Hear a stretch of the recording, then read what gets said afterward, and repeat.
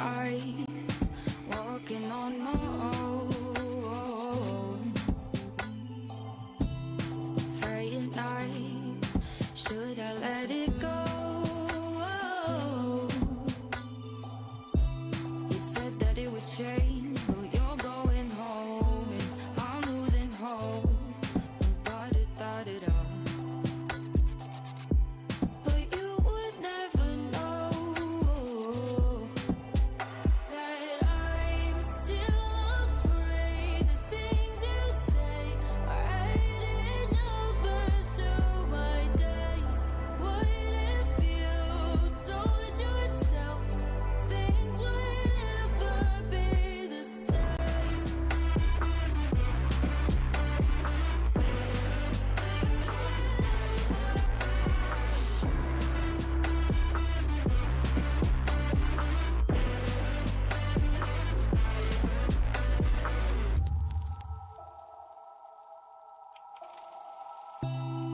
Countdown, feel the ticking in my ears. No,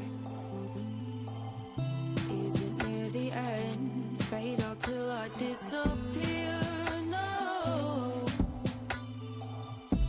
'cause look the other way. You meet you face to face. Words they float away when I'm losing the race. 'Cause I can't play this game. 'Cause I'm still afraid. The things you say hiding numbers to my days. What if you doubt yourself? Things will never be the same.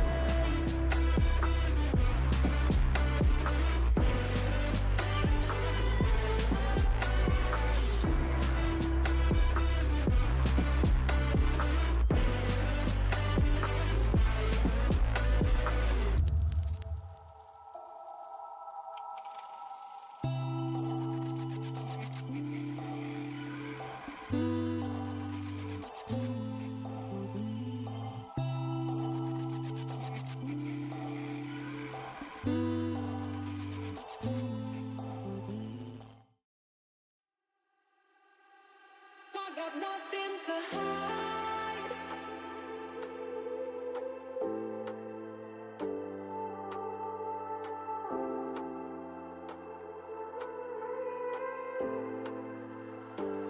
I got nothing to hide.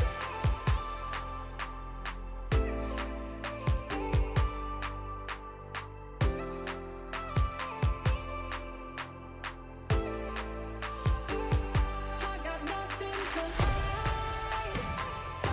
Got nothing to hide. Got nothing to hide. I got nothing to hide.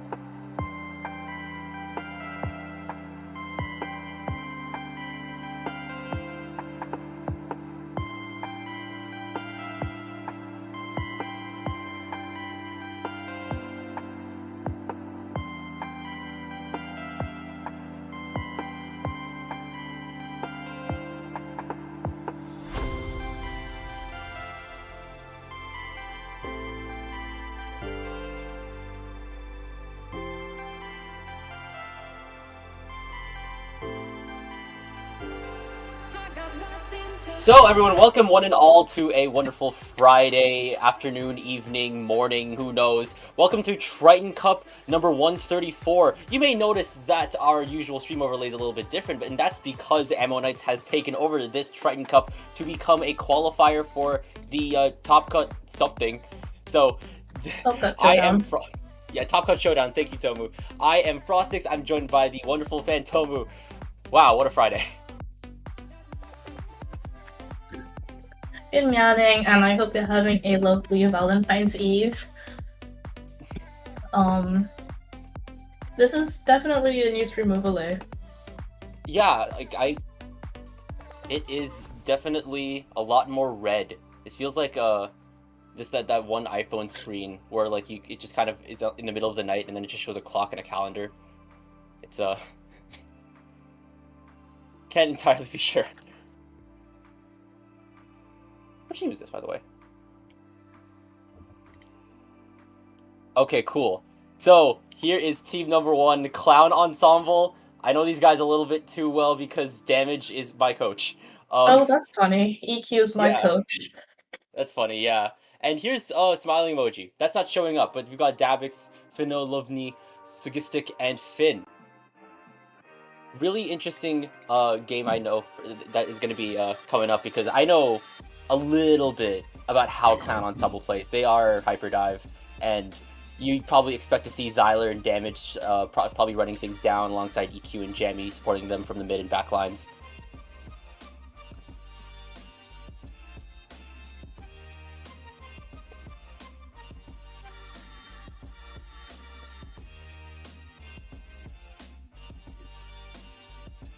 Man, this stream overlay is really interesting, man. It's really dope. We're going into Humpback Zones. Humpback Zone? Wait, oh, that's right, yeah, of course. This is Triton-Cup, I need to remember. And we're already into the action. There's 2 members down on Smiling Emoji. We're seeing Xyler on the Carbon Roller.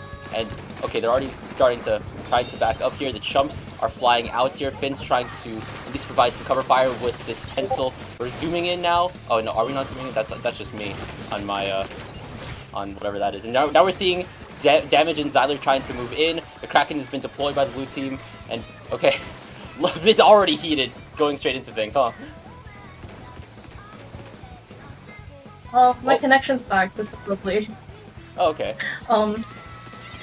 Yeah, from what I'm seeing, that kind of stuck at neutral. Thumbs up emoji takes back the zone for a brief moment. You see a handle going out. I'm not quite able to find some picks, and Clown Ensemble continues to take zone.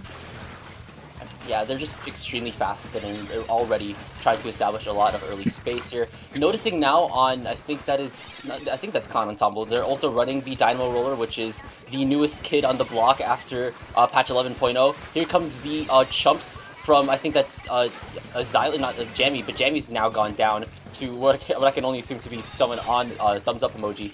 And now they are trying to clean the board and establish some points on the board now that they are at a penalty. Clown Ensemble has all of the have like a few resources they can use to get back in. They seem to have drawn attention away from zone and are able to get back zone that way, while also finding 2 picks from thumbs up emoji. Yeah, 2 picks is obviously good to go off, but right now Clown Ensemble is already back in their element. They're still holding this lead. Xyler's trying to go under the ledge, and that's a very scary place for a Carbon to be. If you are Clown Emoji, you gotta clear, not Clown Emoji, but a thumbs up emoji, but you gotta clear that out because Clown Ensemble is starting to run down the clock here. They're starting to back things up. The Cooler is now being deployed by, I think, EQ, who is on the Dynamo. Already the Stamper's down on thumbs up, and Xyler is on the attack. They are able to get rid of Finn. The Kraken has been popped, and okay, they immediately get rid of Xyler. Yeah, Clown Ensemble is doing very well with points, but they do go 2 down, and thumbs up do take back zone again. And they seem like they're trying to take their time with retake. The Chumps go out. It's not quite able to find some picks. The other emoji's trying to fight for their life, but Clown Ensemble is also like dropping 1 by 1. Yeah, that retake did not hold for very long. It does not feel like that retake is going to last. And yeah. Right now that Clown Ensemble staying, not Clown Ensemble, thumbs up emoji is now just rooted firmly into zone. They are counting down. They have a Zipcaster ready to go. Cancel that, actually. EQ's now gone down to the 52. There's 2 down on Clown Ensemble. It is only Damage who is in deep enemy territory. And they're still alive. They're being chased by Green Bean on the Kraken. They get taken down finally. So now I think Clown Ensemble definitely needs to regroup lest they lose the lead. Damage had like a Kraken and a Hammer after them over that. That must have been really scary. We see Azuka coming out. They really have to find a pick with Azuka, otherwise they lose lead, which they do. Will they be able to take the zone back in time? All the specials are going out, but oh, they do take back zone. Yes, they do. And that's a lot more penalty points going on to Thumbs Up Emoji. That's a hammer off. The damage is able to win in this instance. Can they get the second? No, they actually managed to jump out in the nick of time. A hammer throw is going to be able to get rid of Finn. The Stamper is still trying to hunt down this enemy Wiper. And the damage is just in there like Swimmer. This is exactly what he told me to do within a 1-1-1 VOD review. There's 2 down on Clown Ensemble, both of their rollers. Now damage going down. I think it's only Jammy right now as the rest of Thumbs Up Emoji are going in. The Hammer and the Kraken have been popped. There's a Zipcast ready to go on Thumbs Up. There's the chumps have already been deployed by Clown Ensemble, and they're gonna have to make this work into overtime, Tomu. Yeah, well, it's really common for teams to start panicking over time, so Clown Ensemble has to play quite patient if they do want to be able to do something. And they have to make sure to not rush in. They had their specials ready, but they weren't quite able to make it to overtime. Yeah, a lot was kind of riding on Clown Ensemble getting overtime, and especially when I think they suffered a couple members going down earlier on before the time ran out. They just didn't have the numbers here to kind of get a full push going. So that's going to be game 1. Very solid game 1 going over to Thumbs Up Emoji. We're currently working on like swapping me out for a commentator because my connection's a bit iffy. That was pretty close, like especially at the end. I definitely agree, because obviously I think this map is like really close quarters, and it's something that Clown Ensemble kind of would thrive in considering the nature of their hyper-type comp, but I think Thumbs Up Emoji kind of had the answers to at least keep them at bay. I'd specifically I want to credit, I think that's Dabix with the 52, and I think that was Finau on, and also their mini player, just able to just kind of keep the very eager to dive weapons from Clown Ensemble at bay. But we're gonna have to see how that could change into game number 2, which is gonna be brine water zones. I'm kind of interested in seeing how Bo would want to play on this map, because like while I do play it, I think it will be interesting to see like a different perspective on it.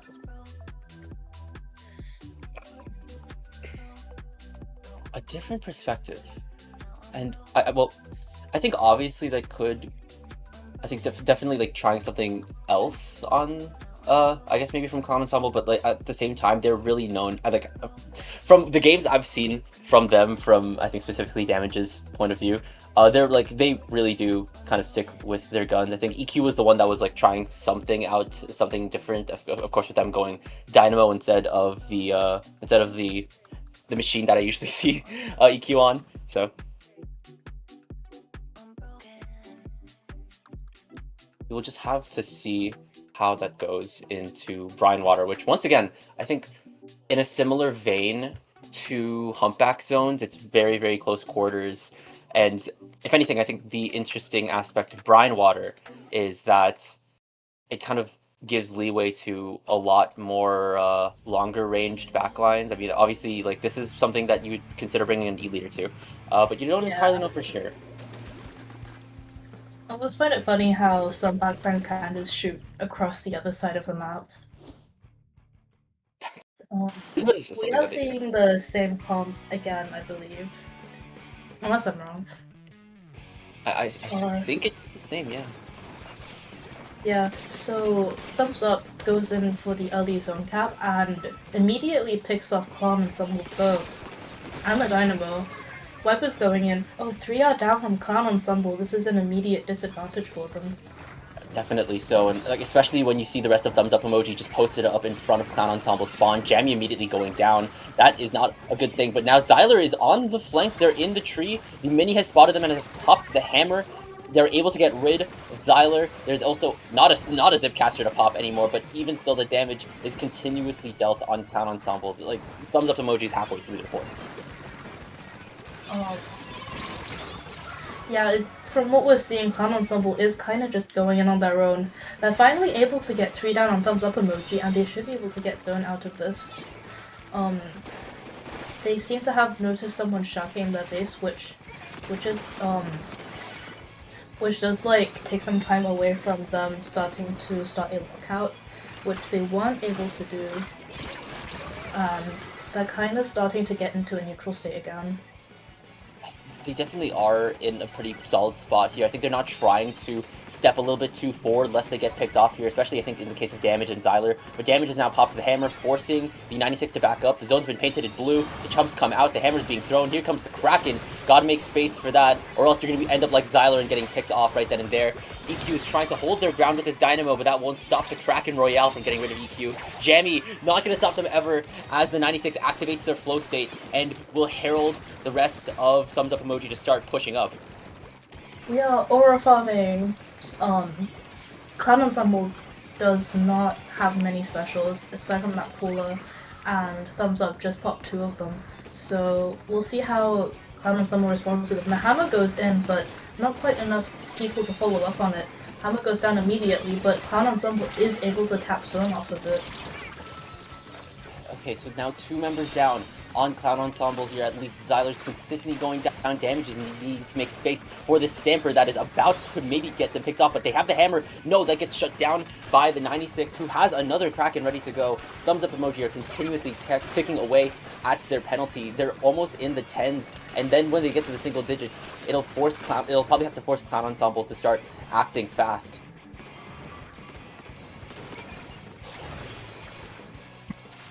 We're seeing now Damage trying to go for the flank through the tree. They're moving in with this hammer. Do you realize that Damage over time is behind you? They are at least able to get rid of... Oh, okay, it's only Damage on the zone right now. They have to deal with both the 96 as well as the Mini. He's going to be able to get rid of 2. That's... Whoa! That's flow state activation and a zone cap for Clown Ensemble. They are not going down without a fight. And so the chumps have been popped, and Clown Ensemble still have a lot more time, but it's a long hill to climb if you want to get this game and if you want to stay within at least the winner's side of the bracket. I think we're seeing EQ trying to hold some ground, but they're taking some chip damage from the Stamper. They are going 2 members down. It's only Xyler and Jammy, and once again, the Stamper has activated flow state. The blue team's in control. Thumbs Up is right back into it, and they're trying to force themselves onto the zone. That way they can at least hold the space, force Clown Ensemble back, and just continue that lockout state that they were pulling off in the beginning of the game. The pencil's now gone down. Jammy with the chumps, Damage with the hammer, 1 member down. That's flow state activate for Jammy, as EQ and Jammy are the last members left on Clown Ensemble to hold down the line. Damage has just respawned. The pencil's trying to take shots onto Jammy, who's now jumping out, and now 1 minute left on the clock. Thumbs up emoji is back in control of the zone. Someone be there? Oh my god, I'm sorry. So Clown Ensemble should try not to make the should try not to let the same thing happen as last match, where they couldn't like find the time to retake despite having the specials required. They also have to be really careful here, as I can see that Thumbs Up also have their specials ready, and they are at a major special advantage. Hammer's going in, but they do get shot down by a really cool shot from the bow. Clown Ensemble's not at the numbers advantage. Zip's going in zone, but not quite able to do much. Oh, they are able to burn up attention, but not quite enough for them to cap zone for very long. Clown Ensemble just needs 2 points. They are able to get, and that lets them take game 2. What a match. What a match. Clown Ensemble looked to be really pushed back and locked out for the first half of the game, but I think over time, they just managed to claw their way out of things, hold the necessary space, and just keep up just the right amount of aggression to just get that final cap out. So that's game 2, and that's game 2 going to Clown Ensemble, which means we're going to game 3 to determine who stays in winner's bracket. Yeah, that was a really close match. Hmm.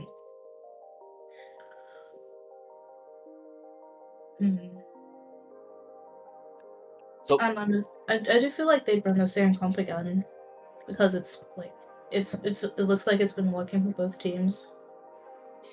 I mean, I definitely wouldn't disagree. They make this. I think Clown Ensemble makes the hyperdive work, and Thumbs Up Emoji is making this control type, this hybrid control style work as well. Here, just trying to at least play their range, but also if they need be, they can just start running things down with the Stamper as well as the 96. Davix is just running circles around them with this 96 as well as this Kraken, just keeping Clown Ensemble on their toes. Yeah. I think in the last match I saw the Dynamo from Clown Ensemble, I think. They were playing quite forward at times and taking like quite risky swings, and I found that quite interesting. I mean, it feels like every single Dynamo I play against has this new thinking style, and I will always get picked off by them. Maybe I have a slight disdain for Dynamo. Who knows? I But mean, it did get buffed. EQ's making it work though. They were able to hold down the line, keep the zone painted at one point here, hold that flow state for a little bit of time as well. And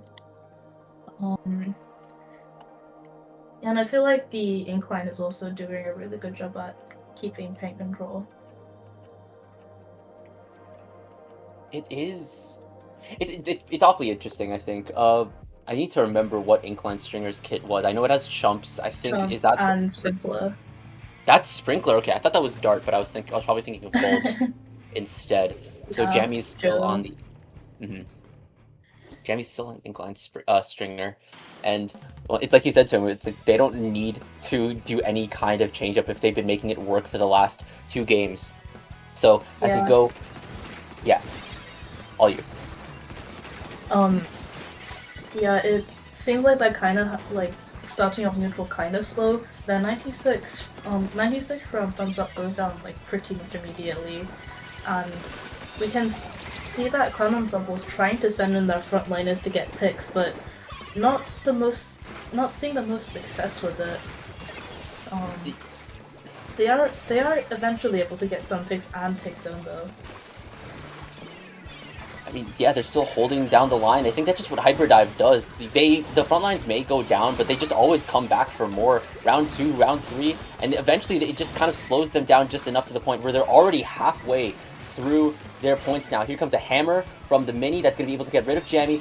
Damage is going down as well. There's 2 down on both sides. It's the Rollers on Clown Ensemble and the Pencil and Stamper on Thumbs Up Emoji. It's up to Xyler and EQ to keep this zone orange, but that won't stand as Thumbs Up Emoji are now in control, but not even for long, as the rest of Clown Ensemble assemble and immediately take back space. Do they take back zone though? Yes, they do. It was quite interesting seeing the Carbon like rush towards their street and take a few off angles. I don't think they were able to get any picks off of that, but now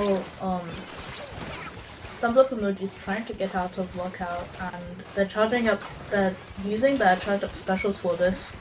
It's unfortunate for them that the attention was drawn to the person in pit from Clown Ensemble, so they weren't quite able to make value out of it. But now they are taking a 3 down from Clown Ensemble, and the Dynamo is forced to jump out. And that's just kind of the sign for Clown Ensemble to start regrouping, because now it looks like they're being locked out here. Finn's already in a forward position, but they go down to a straight a shot from Jammy, and now the rest of Clown Ensemble are moving forward. Xyler and Damage going down once again, but they just come back right again for more. I think it's probably assisted thanks to the cooler from EQ, and now they're starting to move in. Jammy's gone down. Here comes a hammer from Damage. The lead is about to be taken by Thumbs Up Emoji if they don't cap it right here, right now. Izuka Shot is able to get rid of Green Bean. Damage going down yet again. 2 members down in Clown Ensemble, and with 1 point margins, Clown Ensemble keeps the lead. This set has been really, really close, and you don't really see that for set 1 usually. Yeah, you can see the Stamper holding the Zipcaster, and they do seem like they're making retake. They're trying to go for retake kind of slowly. They're able to pick off 2 from Clown Ensemble, trying to go in for sneaky picks. still trying to get more picks from Cloud Ensemble before they take zone, which they do. It's just the bow on the incline. I mean, sword on the incline. Which they are able to like force out. Throwing the hammer doesn't quite find any picks, but it does put the two players on Cloud Ensemble in the pickle. Yeah, and they do not want to end up being too salty of pickles, as the rest of Clown Ensemble is still like they're still being forced out. Here come the chumps in an attempt to break through. A hammer is now being popped by the Wiper, but they are getting shut down by the rest of Thumbs Up Emoji. And now there is the lead being taken by Thumbs Up, and they're very close to a knockout. It's only Xyler left, and where's Xyler? They are able to at least get off one before going down to the Mini, whose flow state activates. There's a little bit of a spin for us as Game 3 closes out in a knockout. That is unfortunately Clown Ensemble being sent to losers bracket, and that's Thumbs Up Emoji moving forward in winners bracket. What's it called? Yes, they are the entire circus. The entire circus, you say? I mean, that's the point of their team, I believe. Yeah. I think that's the gist. Hell They have yeah. Hunk is there. They brought us a good show. Bread and bowl! But I believe we're gonna be moving on to a break. Do think that's the case, and if anything, I just wanted to say one more thing, that Thumbs Up Emoji definitely do have their work cut out for them in winners bracket. They're going up against PXG in winners bracket round 2, but lot to look forward to.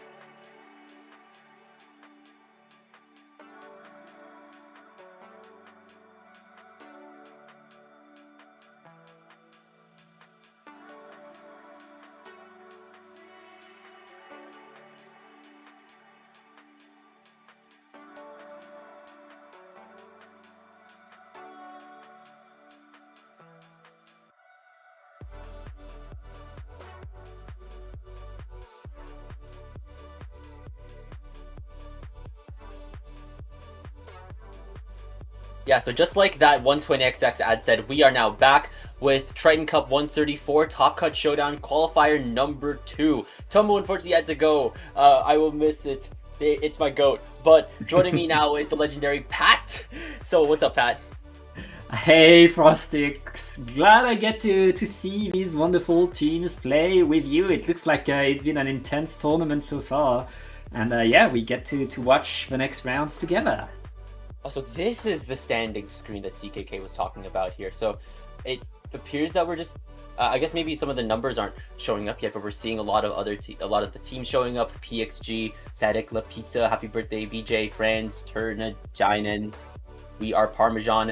And here is the first team of Winners Bracket Round 2, Distinct. It's totally not distinct because Nedya and Trix are here, but also Sal and Rafa here are from the Prime Distinct roster.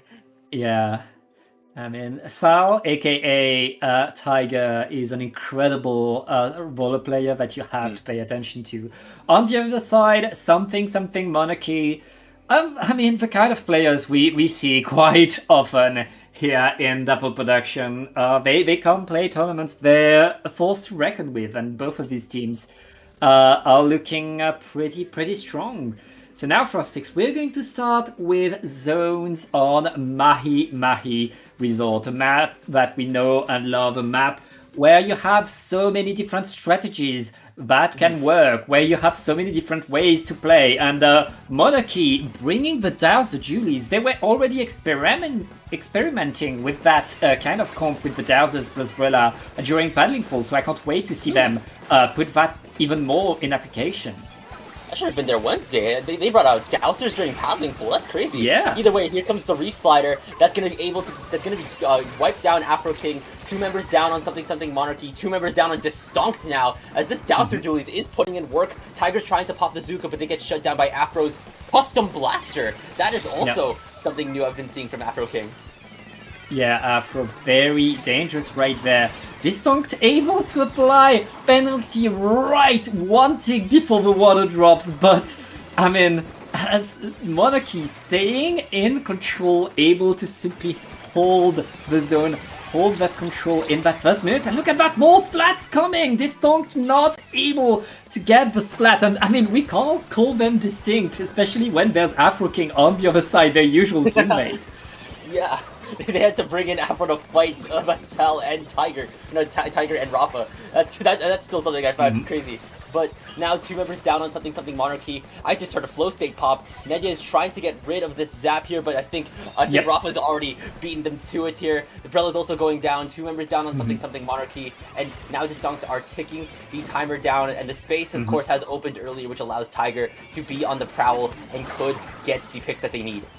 Yeah, activating that Zuka, they want to deny the push right there. Monarchy Coming back in, but this time it's Monarchy losing the fight, not able to drop so well. They have still their Brella to the side, but that Brella is isolated. The strikes are not enough to cap right now. Distonk holding the zone. And I mean, Monarchy, who were looking so strong earlier, right now, I don't think they'll be able to deny the lead. Yeah, but I think Afro has a splashdown ready to go. The lead has been taken. Strikes are also ready on the side of Monarchy. I think here they come now. Oh, Afro King does go down. That's no splashdown. Tiger's gone down. The splashdown is ready to go. This Brella is going to be able to get rid of the lead slider. It's only the pencil. Will they be able? No! Within single digits, something Monarchy shuts out the potential for a knockout in this moment. Yeah. Great moves right there by Distonk, but Monarchy saving themselves, getting the splats that matter in the nick of time. Now we're only halfway through the game, Frostix, and I mean, there's still more to go right now. We know both of these teams are very good at holding, but as I said, that Distonk pushing in, getting splats, getting pain, that's a wipe out, and Distonk is back on top of the zone. So now they've got to start ticking down a very long penalty. It was set at 67 earlier on, and now we see Afro has the splashdown ready to go. The strikes are going to come out from Dark, but this ledge is being threatened by Nedya's I think it was either Nedya or if it was Rafa, but here comes the splashdown from Afro King that puts the zone in neutral. Afro goes down, Reef Slider's being popped here, 2 members down on Distonk, 2 members down on Monarchy here, and Rafa is I think the only one left on the battlefield alongside the Zap Tree Rex, and now it is a 1v1 until the rest of the teams rally to the fight. But they rally back, the tactical help with that Monarchy is back on the zone as Distonk trying to set themselves. They're able to get in the fight, they're able to get some attention. Can they get on the zone? The Zuka is allowing them to get some splats, but right now they need to pay. They're able to! Instant fade for Distonk, and Monarchy still in control of the zone, but they have to wait a bit more. I mean, these penalties are a lot lesser than what Distonk is running with. A 60-point penalty compared to Monarchy's 30-something. And they're still holding this space. Rafa does have strikes, though, that may just be popped any moment now, especially now that there's 1 minute left on the clock. No! Afro King, Rafa, both going down. Rafa's... Okay, actually, Rafa's on the pencil. Wait, I just realized that. But here comes a slider from Nedya. Zone's in neutral, immediately being capped by Distonk here. They gotta deal with this Brella, as well as this Dowser here. He's able to get rid of Tiger, and that's a wipeout now for Monarchy. Once again, Distonk dives in, make sure penalties apply, make sure they keep the lead, but they pay the price for it. Something Monarchy getting more and more points. There's almost no penalty for them, and with just 20 seconds left in the game, Distonk needs a big push right there. Oh, that's not happening. Not with these strikes. Oh, I thought Nedya's slider was going to be able to do something, but no, that won't stop Monarchy from getting that knockout, and that was deadly close here. The scores were at 7-11, and then Monarchy just keeps pushing forward, even amidst strikes, sliders, Zukas, and they cap the zone to get that knockout. Yeah.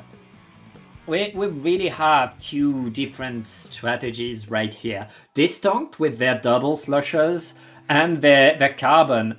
They have paint, they have the fighting power, they can win the fight. But thanks to the Blaster and the Brella, something Monarchy, they decide where and when these fights happen. They're the ones who can start the fights and have them happen in the way they prefer. That's the thing with the Brella, that's the thing with the Blaster. They're the ones choosing the angles, choosing the moment. And they're forcing Distonk to get these fights where it's best for Monarchy. Distonk needs to get ahead of that if they want to stop that from happening. Now, that being said, we're going to Humpback. And when you have sloshers and rollers on your team, Humpback looks like a pretty good map. Yeah, that's something that Distonk could definitely thrive in with tricks on the slosher and with, of course, Tiger, in the extraordinary roller player that they are. But it's like you said earlier, Pat, that Blaster Brella combo just allows Monarchy to kind of just be in spaces and just take fights how wherever they so choose, that blaster, the umbrella is able to kind of back up Afro King, and Afro King can just kind of shoot wherever they need to be, provide some good support with that point sensor as well. And one more thing, Monarchy is running Hexa Strike with the V-Brella as well as the custom dowsers. That is 6 whole tri-strikes that they have at their disposal. Yeah, that's a lot of strikes. That's a lot of firepower whenever they need it. Monarchy can force this tank to move. And again, that's Monarchy's plan. Make sure that they decide where this tank is going, where this tank needs to fight, where this tank needs to be at all times. The strikes help with that. The main weapons help with that. And that's their game plan. But now we see this tank bringing a Dynamo and a Heavy Splatling on this map. That's a very dangerous comp that this tank is bringing. The big question is, I mean, we've seen Monarchy do very well. They have, I'd say, the more balanced comp, but despite having Umbrella.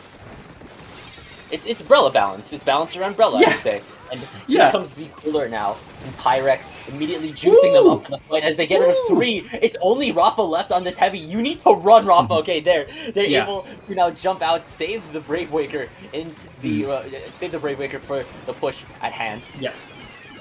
And Distinct is trying to come back in, but they have to dodge the specials first.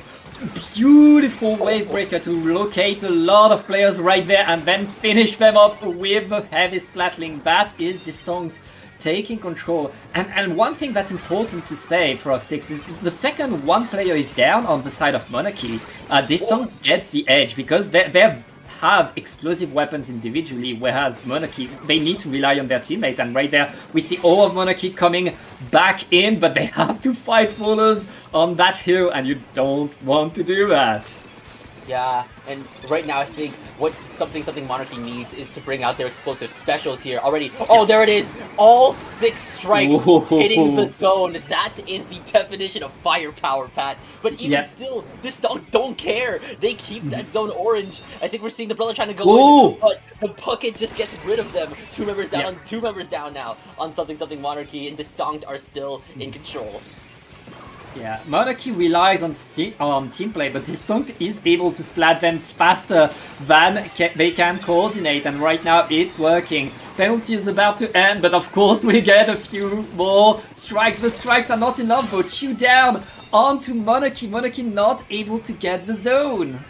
I mean, if anything, it's kind of in a similar situation to one of the players that we saw in round 1 here. That was EQ from Clown Ensemble, and we're seeing that mirrored now with, I think that's Nedya on Dynamo, a 1-roller armada just holding down the line. But here come the strikes, here comes the splashdown, and is that a second set of strikes? Not just yet, but that is just equal amounts of firepower being deployed by Monarchy, immediately capping the zone, and they're already moving in. Yeah, Monarchy using a lot of resources right there just to get back control, set themselves, and it's already 2 down. The answer by Distinct instantly coming back. They're already on top of that zone. A big penalty is applied on them, but I mean, they have control of mid, and Monarchy needs to get all of their specials back now. Yeah, that's not where you want to be, especially when Distinct is very, very close to getting out of their penalty. They have a set of strikes now being popped by the custom dowsers here. The splash out is ready from Afro King. Here that comes, but Afro going down to Nedya, and now the roller's trying to move in. 2 members down. It's only Tricks left on Distinct. They need to keep those strikes, especially now that something Monarchy is deploying strikes of their own. Yeah. Monarchy are finally able to really get control over that zone to set themselves in the spots they want to be, and they get the punish right there. 2 down onto Distinct. They won't be able to push anytime soon, and Monarchy has no penalty. Distinct can feel the clock ticking right now. Oh yeah, that's 2 members down, both rollers, but now also 2 members down on Monarchy. Here comes now the strikes from Trix here. Tyrex able to get rid of Trix, but even still, Distinct stay in the lead. The splashdown now coming out from Afro King, back in control, but once again, this Dynamo 1-roller armada keeping the paint at least into neutral. 2 members down on Monarchy, and Distinct are back in control, Pat. 1 minute left in the game, and there's only 1 point separating these 2 teams right now. Distinct are holding the line, holding the paint all around. Can Monarchy get back onto the zone? They're flanking as much as they can with Badzap. Badzap is behind everybody from Distinct Streets right there, getting attention, allowing the rest of the team to come in. There's only 10 ticks, the strikes are coming in, able to take control. 30 seconds left. Can Monarchy hold? We'll just have to see how it boils down here. Nedge is already taking some damage from Bind Motion, and now the rest of Monarchy is closing in. They are in control. The cooler's been deployed by Tyrant. There's strikes ready from now Tricks as the rest of Distinct are starting to push forward. Strikes are almost ready from, I think that's Goldub on the dualies. Here come no specials right now. I think the Wavebreaker was deployed. Strikes are now coming out from both Tricks and Goldub. So much strikes. There's another set of strikes hitting the zone from Monarchy, but no, that's not enough. That I think won't be enough, Pat, because Distinct just held their lead so much further. That is going to be the win for them. Yeah, Distinct with an avalanche of paint. I mean, between the Dynamo and the Heavy Splatling, that is so much paint all of the time. Distinct gets their victory. Which means we are now 1-1 going into the tiebreaker. We're going 2 for 2 for tiebreakers, Pat. You weren't there in round 1, but Cloud Ensemble took game 2 against Thumbs Up Emoji, and then they took it to game 3. So once again, we aren't seeing knockout sets just yet. I mean, that's what we love to see. We love to see good tournament action. And great teams facing each other, giving us close games. And we've seen back and forth. These 8 players, they know each other well. I mean, they have some of these Afro players King on the other different team. teams. Like, we have 2 pickups. One team is on both of these pickups. So that's how well they know each other. They've played with each other. And we see that play off of what they can do. And both teams really brings a different philosophy to the game, really brings a different approach and commit to it. I can't wait to see which one will come out on top. Going on to Macomart. I think if you're Distinct, we've already put a lot of emphasis onto that frontline duo of Dark Aura and Goldub on the dual, not Goldub, but Dark and Afro King. Them on the Brella and Blaster. It was really, really impressive. They were able to just kind of go in, hold down the line here, and of course, like I already mentioned earlier, but the amount of just explosive specials that Monarchy brings to the table here. They've got 2 tri-strikes and triple splashdown, which I can be sure that the strikes will be able to provide both entry and also provide kind of counter. At least provide some good paint in case the zone goes into neutral, but also Splashdown should be able to kind of pick up the pace in case they don't have that second set of strikes. And of course, they've got Tyrex holding it all together with their Tacticooler. Yeah. We are bringing back the same comps right there, and I have trouble seeing the Okay, I can see it right there. This song opening pretty strong thanks to that Dynamo. Nadia already getting rid of one half of that Brella Blaster comp, but now 2 members down, 3 members down on Distinct, and I think that was Afro. Was that Afro or was that Goldub activating Flow State? I think it's Dark actually.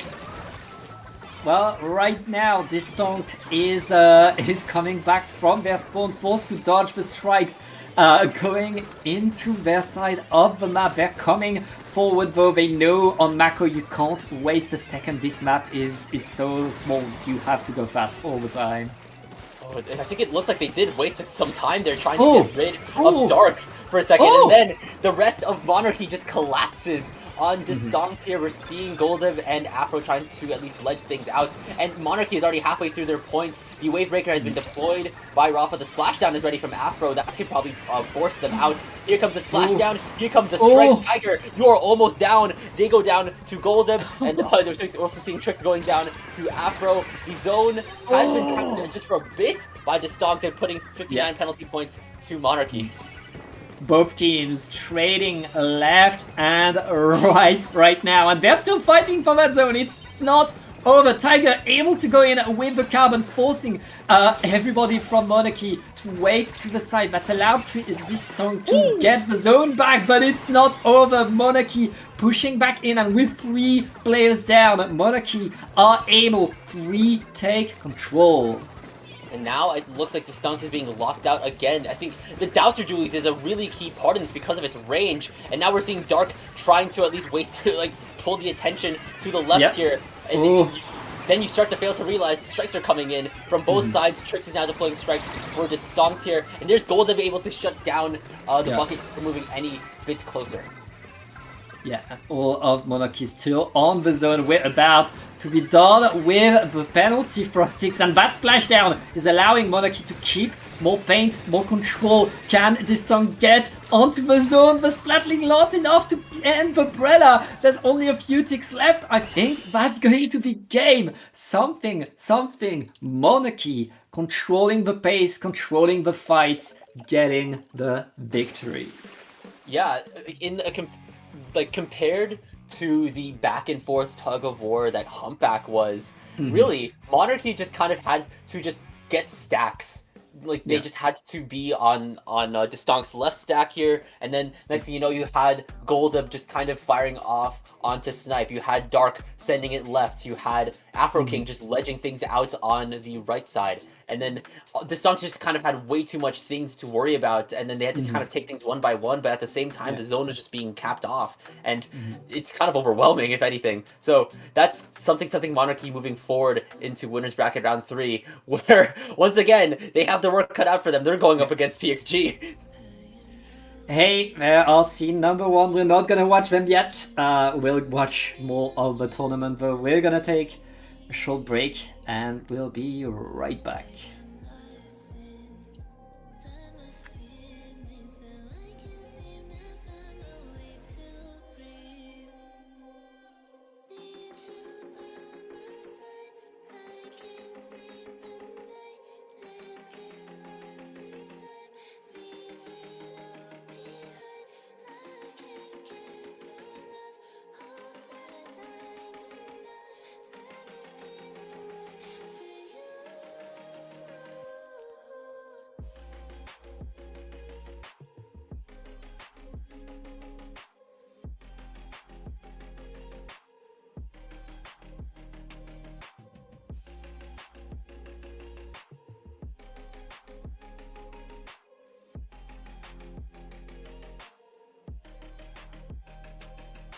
Trying not to let go of my pride, but every time you come back, it's like falling down these lies again.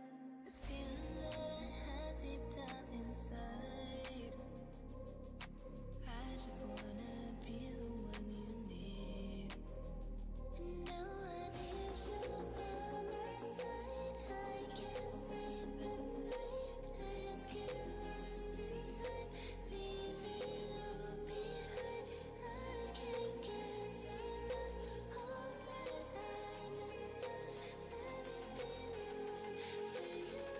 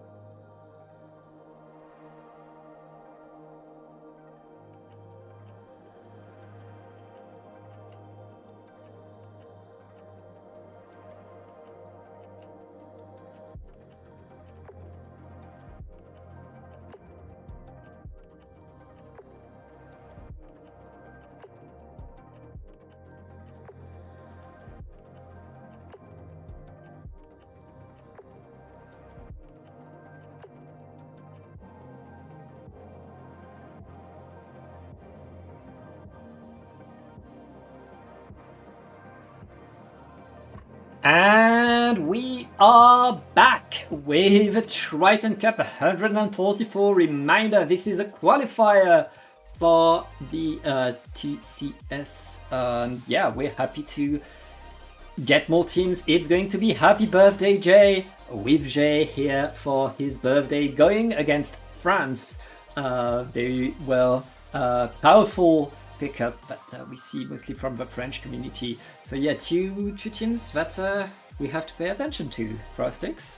I mean, yeah, obviously I'm seeing a lot of familiar names here in Mecha, Jay, Ali, Nom Nom. I see them a lot on Dapple tournaments, just tournaments even outside of that org. So wonderful to see Weekly Warriors show up in pickups for this Triton Cup, and which is also a qualifier for Ammo Night Cafe's Top Cut Showdown.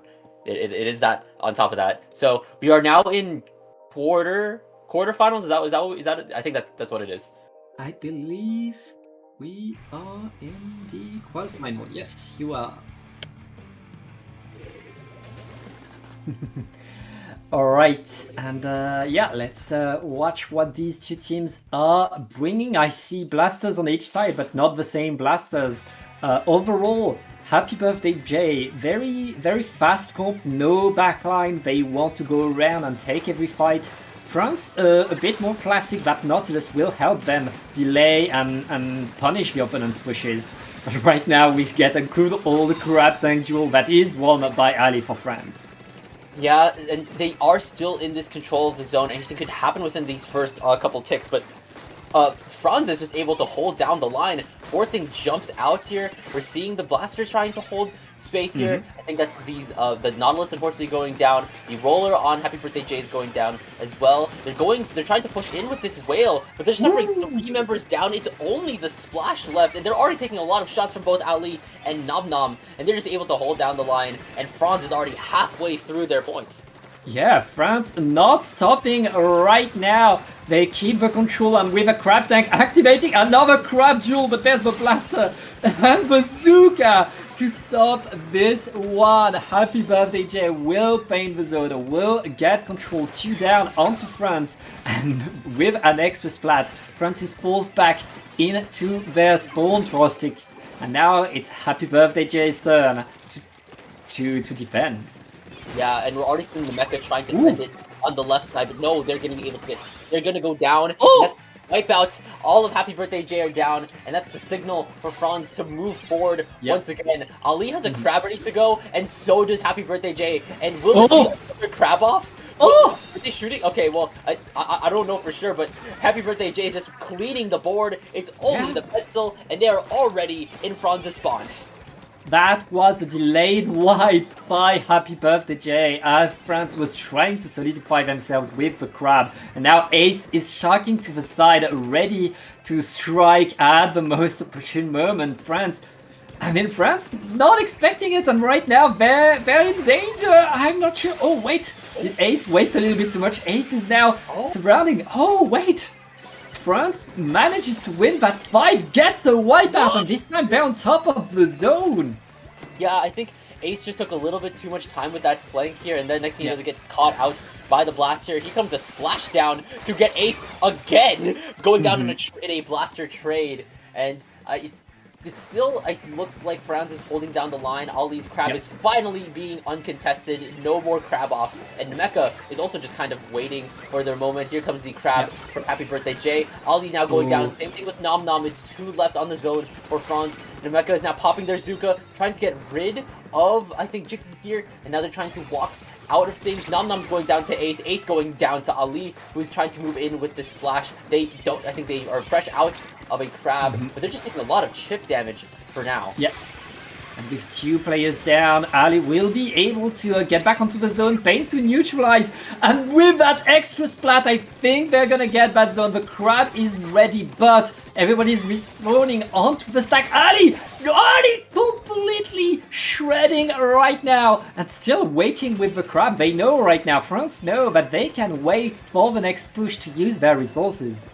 Yeah, that's very, very wise coming out from Ali. And especially when Happy Birthday Jay has a crab of their own, this could... Okay, no more crabs off. No more crab off. Oh, there it is. Crab off. Oh, and Ali's crab is immediately being forced to shut down and run away. But they're already really far into their points. They're within the 10s here, and Ollie's trying to move in, not getting rid of Ace, but they're assisted by the blaster. No! They're going down with the killer whales, and Ace is holding down the line. They could get Nom Nom as well, especially since they're really out of position. Nom Nom able to get rid of the 52, assisted by the pencil, and now I think Happy Birthday Jay just needs to keep holding the space and ensure that they're out of their penalty.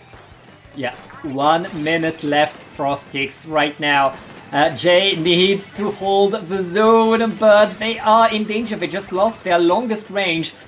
And the pencil is able to look to the side. That's penalty applied by France. France right there with 30 seconds left. All they need to do is apply that penalty over and over. Jay activating the Zuka, going in, but not getting the splat they want. France is back on the attack and getting more and more control.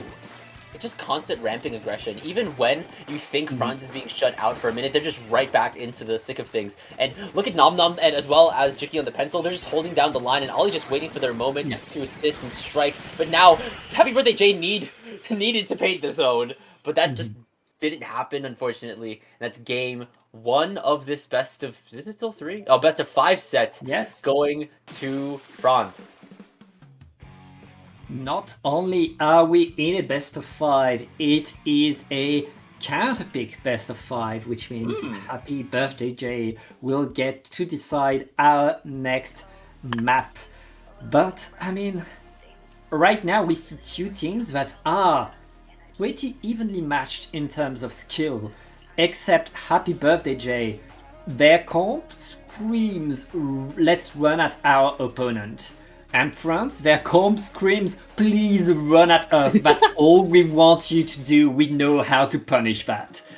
Yeah, a slightly less than unstoppable force meeting an immovable object that is not allowing them to pass necessarily.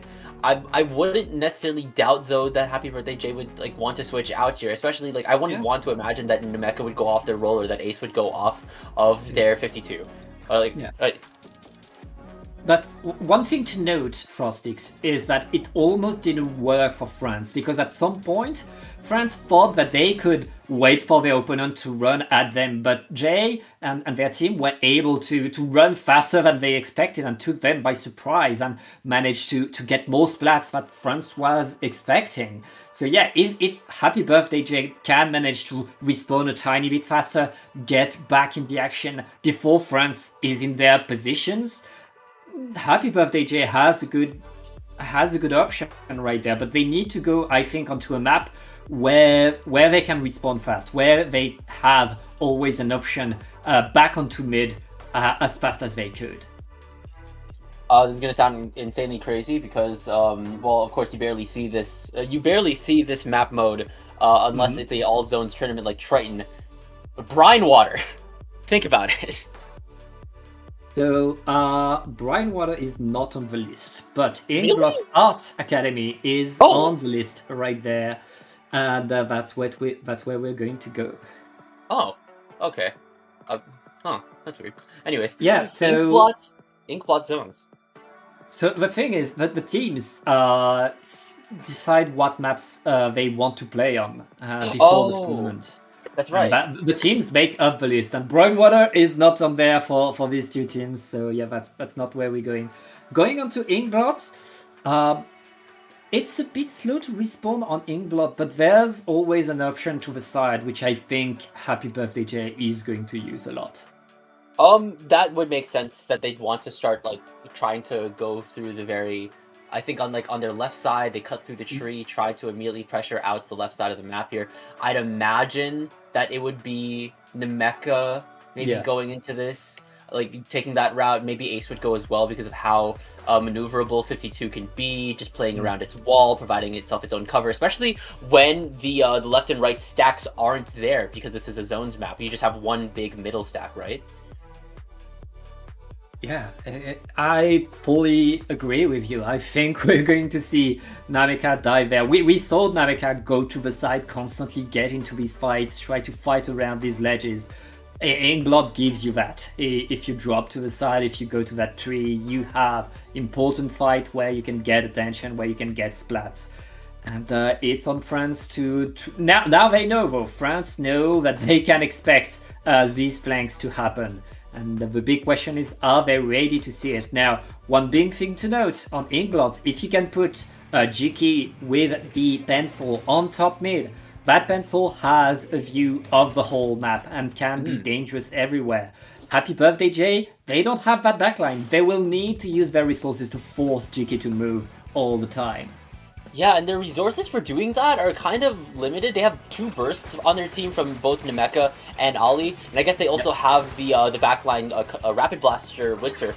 We'll just have to see how that plays out already. Jay's popping their own crab off rip. Nemeka's going down off rip as well. Jay's now going down. Ali's closing in, getting rid of Jay, and Ali's already trying to step on the gas pedal, but they get shut down by Nemeka. He's trying to go onto bomb, trading them out, but Jiki, it's like you just said, Pat, Jiki is just having a vantage point of this entire map and has a crab tank ready to fire off alongside him. Yeah, Jiki just luring the whales away to let the crab tank hold top mid, while the rest of France is simply painting around the zone, controlling, but with 2 players down, it looks like Jay were able to find the splats, to find the control, and now it's their turn to hold the zone. Nom Nom forced to super jump out of here, and now Happy Birthday Jay, they have their control, they have their presence, they're jumping forward with the wall, and it's on France to try to set themselves back up.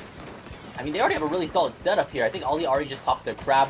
Bomb has a splashdown ready to go, so if they can just get in a really solid position, like there, just like that, but it won't cap the zone. I think it was trying to get rid of either Nemeka or Ali, but they are still here, and if anything, Happy Birthday Jay will be able to take the lead, and also take 2 members down, and also, I think that Ali is still alive, and they have a crab, or not Ali, that's Jay having a crab still alive, but they gotta get out of there for now.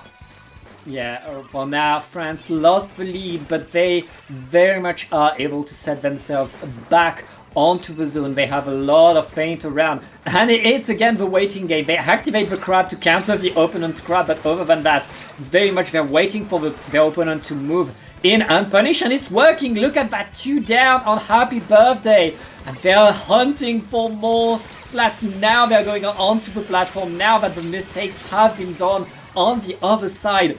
But once again, Jay respawning very fast. Oh, wait, it just lost. Ali! Wow. And somehow, after taking so much fire, they secured the last pick for a wipeout. And now Happy Birthday Jay needs to get on the zone. But with Bomb and Ali just kind of running things down, they keep Happy Birthday Jay in their own court.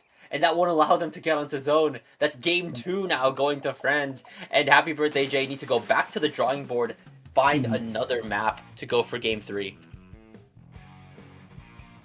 France incredibly patient, and we saw them after denying one push, they went onto the platform. And that's when Happy Birthday Jay lost their patience. They wanted to get back into that fight right away. They wanted to fight for that platform, not let France get there. But they didn't have the time to fully respond, to fully set themselves, and France punished them on that platform, pummeled them, and took the game, the second game, which means right now France is 1 game away from upper bracket semi-final. So it just depends on, I think, obviously, of course, now it just depends on the map for game 3. It's once again, the ball is once again in Happy Birthday Jay's courts. And I think this is kind of where you need to find that kind of map that allows you to get into mid faster here. Inkblot, it still takes a little bit of time. You have to either go through court, or you have to make the risky play of going through tree. So it just depends, and especially when you just have Jiki just kind of looking over everything, it'll be kind of hard to either sneak by or just kind of rush fast without any kind of resistance. Yeah. All right. How our third map of this set has been decided. We are going to Barnacle and Dime. And we are going to see more crab tanks, for sure. We're going to see more pencil, for sure. But one weapon that you cannot underestimate here is the Rapid Blaster Pro. it can fire. You have these tiny ledges. The blaster can fire from very far away above these ledges. It's dangerous everywhere, all the time. And that's going to be the big strength for Jay, I think, for this next game. I definitely say that as well. A lot of it's kind of dependent on if the Winter Rapid.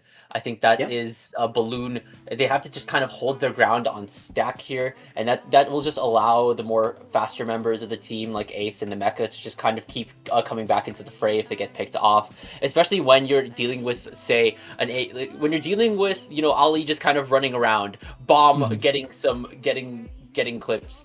And Nom Nom also like holding down the line, and Jicky just consistently putting out paint and chip damage. You kind of have to at least hold really key pressure points. So I think on Barnacle and Dime, that is of course the stack. So if you can hold that for the rest of your team, that'd be really solid. Yep, that's very much the challenge right there. France has shown itself to be incredibly strong, incredibly dangerous. Happy birthday, Jay. So close. Both of these games, they were so close. They were so dangerous, but they were not able at the end of the day to really seal France away long enough to really get the victory. Now they need to do it. They're sticking to their guns, and I think they have the good comp to make it work. The big question now is, can they on Barnacle and Dime? So now we're already moving things in. Someone is taking street. I probably think, yep, that's Nemeka. Yeah, of course. Why am I not surprised? Yep. And now, but if anything, they're kind of being forced to play a little bit safer, especially when Ali already has their crab ready to go. Nemeka, though, is trying to find their... Ooh. I mean, that's why you can never underestimate them, prostitutes. Oh, yes, it is. And especially on this map, once you have the control, if you're able to wipe your opponent out, it takes so much to get back on the zone. You need a lot of resources. Right now, we see France being patient, waiting for the opportunity. They're able to get 2 splats, though. They will get their way back onto the zone, and thanks to the splashdown, they are able to get the paint. Now the big question is, did they check Nameka? Yes, they're able to get the splat. It's only the Rapid forced to move away. Able to get the splats though. Never underestimate the Rapid, but Ali seals the deal with the crab. Ali chased away though, is punished, and it looks like a happy birthday is back on the zone already. Now they're finally they are doing some resistance of their own. They need to get rid of Nom Nom soon before they can relocate. There's Nemeka on the offensive once more, and they're still holding down this lead. There is the Kula ready from Balloon, and there it is. They're trying to at least contest outstack, but Bomb is showing some resistance. Nemeka's moving in. No, they get shut down by Bomb, and Jicky's in a really very safe space. But they're going 2 members down, and Ali, not Ali, sorry, Ace has something to say, and it's just to back off and not even try. But here comes Ali's crab. Will that be what France needs? Yeah, well, they needed to work. Their cooler was denied right there, France. Not much time left. Ali painting the zone, neutralizing, but Ali's completely surrounded. Happy birthday, Jay. Holding it right there, punishing everybody for going in one at a time. And France not able to get back on the zone. And wow. I was honestly expecting Barnacle to be a little bit rougher, because obviously if things went a little bit differently, if France kind of had the better opening here, they could have immediately went for a lockout. But then Happy Birthday Jay just had an amazing explosive opening, starting with, of course, Nemeka going in, and then the rest of the team following and funneling suit here. And then that's just how they were able to take so much space away from Franz earlier, steal a lot of that opening momentum, and then they ran with it. They ran with it, and they took it straight to their spawn sometimes. We saw that with Ace. We saw that a bit with Nemeka. So that's fine, and that means Happy Birthday Jay are still in this game. They have a long way to go, though, and if anything, Franz has already picked their next map. Yep. I mean, that's the Barnacle Gambit for you. You know, if a team is able to get full control of the surroundings of the zone, that team has a big edge. And given the two composition that we can see, like, it was to be expected that the team that would get the wipeout was going to get the game as well. Now, we're going to Mahi results. France has decided to counterpick it, and as you said, they didn't hesitate. They went there. They are ready for it, and I think given their comp, it's not that much of a surprise. They want to fight on flat ground, and Mahi result will give them exactly that. Yeah, once that water level drops here, you're going to be seeing Ali running circles. You're going to see Bomb running circles. But it also would definitely allow stuff like Nemeka and Ace. I think definitely Happy Birthday Jay needs to kind of... They definitely want to do the same thing that they did in the last match. They want to get a really solid opening, steal, and just ride with a lot of early game momentum, and then just keep it that way. Yeah, and given the firepower that they can output, they have a good shot at winning the opening when the water is up. The big question is, can they win that fight enough to set up momentum, or do they take too much risk and France punishes them? And I mean, we've seen how solid France can be. That's been their plan so far. And yeah, we'll see which of these teams can do. And again, very much the aggro versus the defense between these two teams. Going on to Mahi, I mean, Mahi of all maps is the map where anything can happen, where any team can pop off in all different kinds of manners. So let's get into the game and see if Happy Birthday Jay can tie up the score, or if France will go directly into the semi-final. Once again, sticking with their guns, there is no change needed here. So, you said earlier, Pat, about a gambit of openings of sorts, and I think that's what Happy Birthday Jay kind of did last game. I think that's what they could do, but I think they're trying to also play things a little bit more safe, especially with Ace's wall, allowing them to get that first cap. That's a crab? Not anymore. And 2 members down, could be 3, but no, Bomb's holding down the line around this squishy over here, and they're still trying to rally the rest of it forward, but they go down in a trade. And now, I think we're back into a neutral, especially now that France is starting to move forward. Yeah, and right now, France holding the zone, but not for long. Happy Birthday Jay getting the paint around.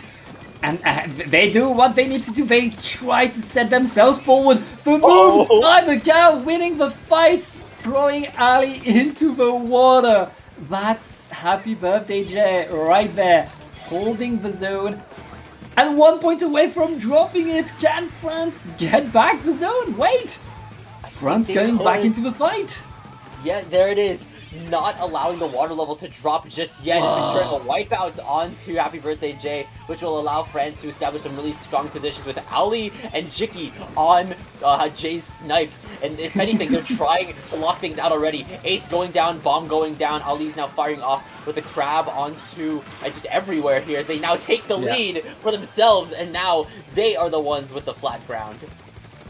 Yeah, water dropping, and that water dropping allows Ali to farm for another crab already, but all of Happy Birthday is on the attack, pushing in. Can France hold right there? Happy Birthday pushing as much as they can. They have their crab in time.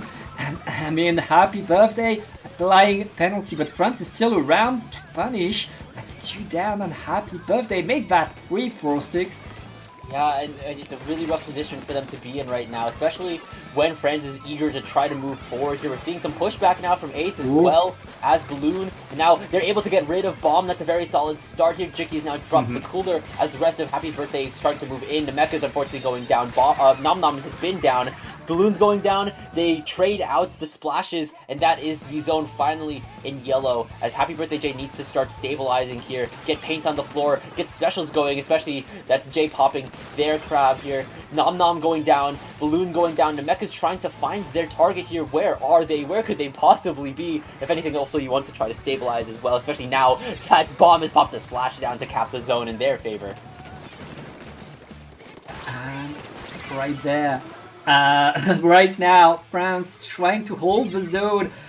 penalty was applied, but I mean, France is back on top of that zone. Happy birthday, Jay, constantly able to get in the fight, constantly able to get back onto the map. But can they really take control? That's the big question. They're forced to wait a little bit more. Can they win this next fight as they're collapsing forward? They're not able to get enough. Jiki forced to move away though, and there's no penalty onto France. Happy birthday, Jay needs to paint the zone. If they can't paint the zone right here, France is taking the ticket to semis. Happy birthday, Jay, still fighting on the zone, forced to move away. Jiki painting with the pencil. Jay, you need to paint!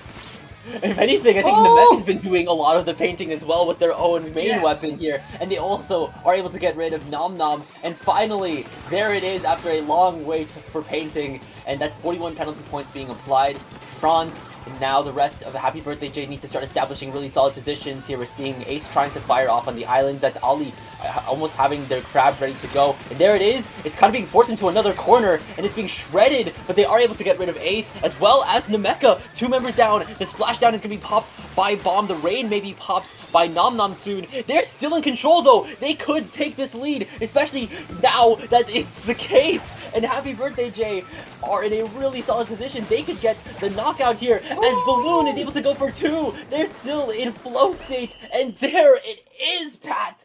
They are not going down without a fight. We are going to an ultimate tiebreaker to see who gets semifinals. Of course we are, Frostix. We've been blessed with the tiebreakers, and we keep getting them. We keep getting them. We're 3 for 3 now.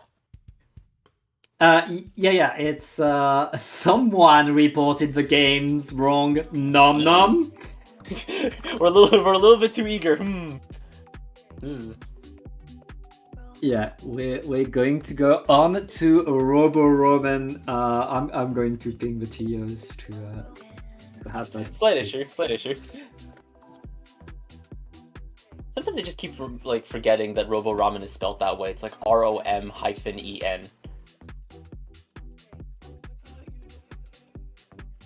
Yeah, that's yeah, it's hey, ramen is ramen, even if it's written wrong. I'm still hungry. Yeah, actually, I was gonna make myself some really nice ramen for lunch, but my dad came and got us some fish, so there goes that plan. There goes that plan. I'll save it for late night, I guess. Late night. I haven't done late night ramen in years. But then it does come down to this final match. Whoever wins on Robo Ramen Zones, the darling of the competitive Splatoon community, I'd say, they have their tickets punched to semifinals where they fight seed number 2, consisting of Bake, Ryu, Jared, and Oraboy. That is once again another star-studded lineup of a pickup. So which legendary pickup faces another legendary pickup? We'll just have to see. So obviously we've been seeing Happy Birthday Jay. They've finally found their stride, their footing. They're able to get that resistance going. Will they be able to get it one last time on a map like Robo Ramen? Yeah, I mean, Robo Ramen, it's one of these maps. The second it was released, it became a classic. It's well balanced, so many different things you can do on there. And I mean, we know why France is going here. If you have a pencil anywhere on this map, you win the game. Like, it's such a strong weapon here, especially paired with a crab, and we've seen Ali absolutely shred with that crab. Once again, Happy Birthday Jay, they know their job, they know how to play, they know they need to constantly flank, to constantly make sure that there's a fight going on left and right, and we want to see it, Brostix.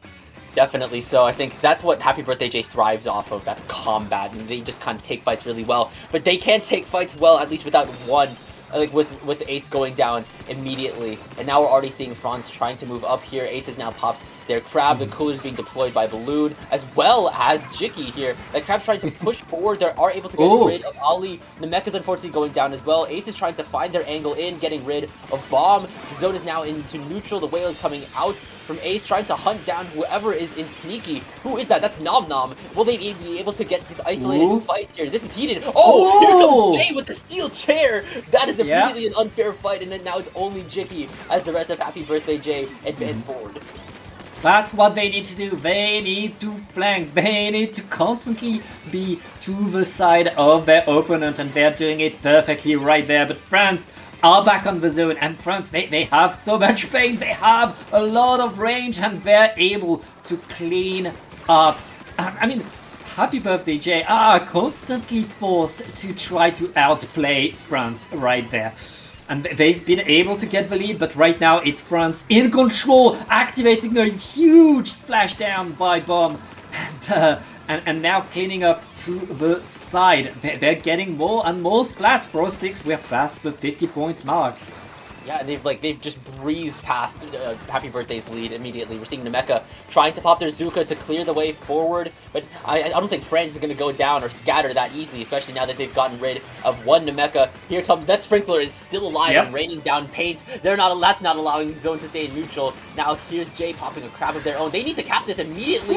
No, here comes Bomb with the splashdown and getting the pick onto Balloon, onto Jay, and that, with a final pick from Nom Nom activating Flow State, that is a very swift and decisive end to game number 5. So after a very long and very heated, intense set, France is moving forward into winner's bracket semis, dropping Happy Birthday Jay into loser's bracket. What a set, Frostix. Both for these teams able to show us how fast they can play, how well organized they are. We saw so many team fights that went one way or the other. Both of these teams were able to shine at some point, whether on their counterpick or on their opponent's counterpick. Beautiful games that we just saw from these two teams. I can't wait to watch more. One of these teams goes on to the lower bracket, the other advances. It's certainly not over. Now we are going to take a short break, and we'll be back with the semifinals.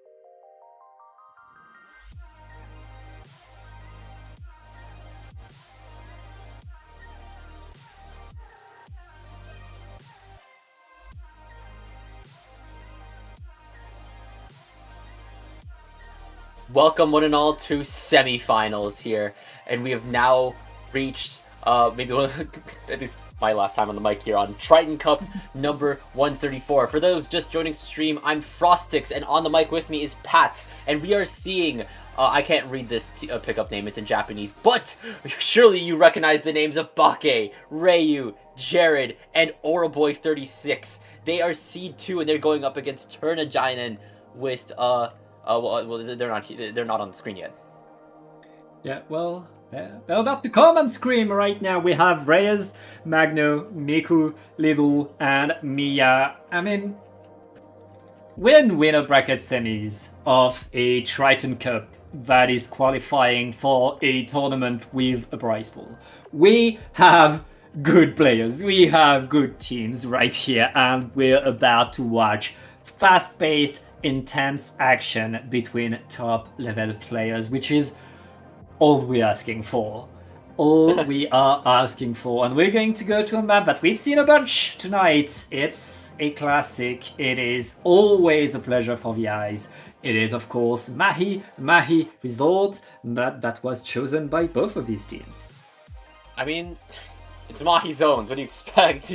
Pat, you said it all last set and more, and we don't need to. I think it's a game. It's a map that needs no words, as we are now going straight into the action. What are we going to see? And that is okay. That's Zimmy. That's Zimmy. That's really cool, and that's Wiper on Triton. So that could be really interesting to bear witness to. Yep. Yeah, Wiper coming in. That Wiper will need to be constantly getting aggro, constantly forcing the opponent to look at them. As Triton right there, he's able to get a few good splats. That's going to give them the zone early. Alright, that's a very, very solid start. The Wipers unfortunately going down, and someone is trying to charge their way in. That's the Zimmy. They pop the bubble, they go down, and I think this Pencil is just trying to keep things going. They are able to get rid of the S-Blast, get some chip damage onto the Dualies now, and we're seeing the rest of Triton trying to push the space a little bit more back. They're in the 60s now. They could be able to drop down. The water level there are canceling Jared's crab, unfortunately, as the water level drops. Triton right now holding the zone, getting more splats. Look at that, another crab just to pummel their opponent in their spawn. A Japanese pickup not really able to get much right there. The Booyah Bomb is thrown at the zone. They're able to get a few splats, but they need to paint right now. They're able to. And they save themselves. But what an opening by Triton, a team that already got upsets just to get here.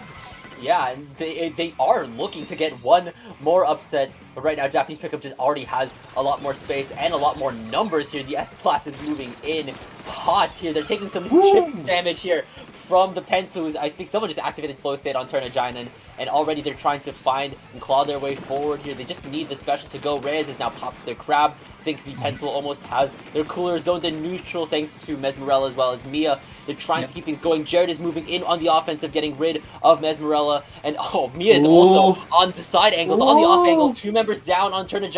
Still, Mia needs to get out of there. They're able to get rid of the Pencil, at least, shutting down potential future resources for Japanese pickup. Wow. And I mean, right now, 2 versus 2 to control the zone.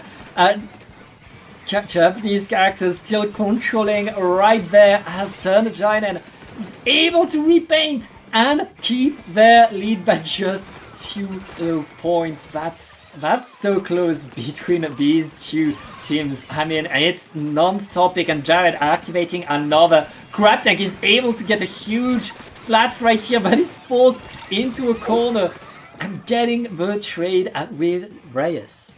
But if anything, Triton is still in control here, and they're just making even like situations like this where they don't have a lot of, where they at least are down 1 member, they're still making things work. They're able to get rid of the Zimmy. I think that's Rayo on the blast here. They've almost got their Booyah Bomb ready to go and start painting things here, but they're constantly being pressured out by Mia's Wiper. But no, not any longer. They get the direct. The Booyah Bomb though, that's getting cancelled out by the Pencil on Triton here, and they're out of their penalty. They're gonna start counting things down, and that's the Pencil. That's the Pencil going down on the Japanese characters. And Will they be able to get this knockout? It's deadly close. The zone Whoa! may go into neutral. It is all coming down to this. Reyes has popped the crab. They got it. Mia is deep in enemy territory. And that is the knockout for Triton-Cup.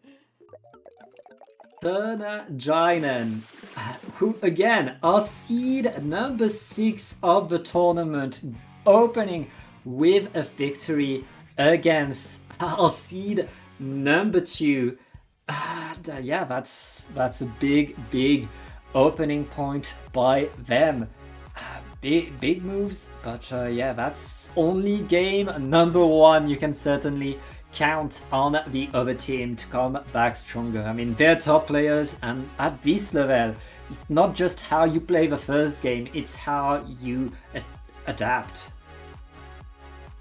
Yeah, I mean, like, you still got at least two games ahead of you if you are Bake, Ryu, Jared, and Orboy. So a lot more your way, and of course, I'm really excited to see what Triton-Cup can bring out for the rest of this set here. They came out explosive, and I think they still have a lot of this explosive power going into the next set, going into the next couple games. It's now, the ball is now in the other team's court. What will they counterpick for game number 2? Yeah, and I looked it up for sticks. This is indeed Japanese. It's pronounced Kogarashino, and it means the cold wind. So we can call them the cold wind. I think that will make it easier for us. It's cold, yeah. I mean, -5 right now in sunny Toronto, Canada. But I'm just really excited to see what Triton-Cup brings out. I think. Oh, there it. Oh, whoa! That's really fascinating. Cold Wind has now gone for crab leg zones for game number 2, and I think that's definitely a map that I think a Cold Wind can play off of. Bake, of course, their pencil. Maybe even they bring out the leader for this one. Every time I see Bake, it's like, will you bring out leader, Bake? I don't know. This could be a map that leader could thrive on, but also I wouldn't doubt Bake's pencil on this as well. Not to mention Orboy on the blaster, Ryu on the Zimmy here. It also has a really good elevation points for Jared to pop crabs. So yeah, I can see why they picked crab leg. Yeah, it's these. We have a better sniper, so we are picking this map. So that's pretty much the plan on the side of Cold Wind. They know they can rely on that. I'm getting notified that Mia with the wiper on the side of Triton-Cup seems to be lagging on the screens of the European players of Cold Wind. So there's a bit of people needing to adapt. We're playing across the pond. Sometimes it happens. Sometimes it can be rough. But yeah, that's part of the game. Yeah, I mean, it's not just Mia that's kind of playing across the pond. Jared's also, I think, playing across the pond as well. So we'll just have to see what'll end up happening. Surely it doesn't end up with a DC. I don't want to jinx it. Knock on wood. No. There we go. No, I don't think so. It's just we get lagged. It's part of the game. Yeah. These players are used to it. It's just you sometimes it hits harder, and you need to play around it a bit more. But yeah, because of that, Mia is resetting her router, so we'll have to wait just an extra second before the game starts. But yeah, we're going on to crab leg, as you were saying, like Bake on top of crab leg, incredibly dangerous, whether it's pencil or elite. But Triton-Cup, they have tools as well to fight on here. They have the means as well to fight. As long as they're able to bring it. If they can't hesitate, they just need to go in and fight. Yeah, I think they just really need to just do a lot of what they did last game here. They kind of thrived off of the aggression here.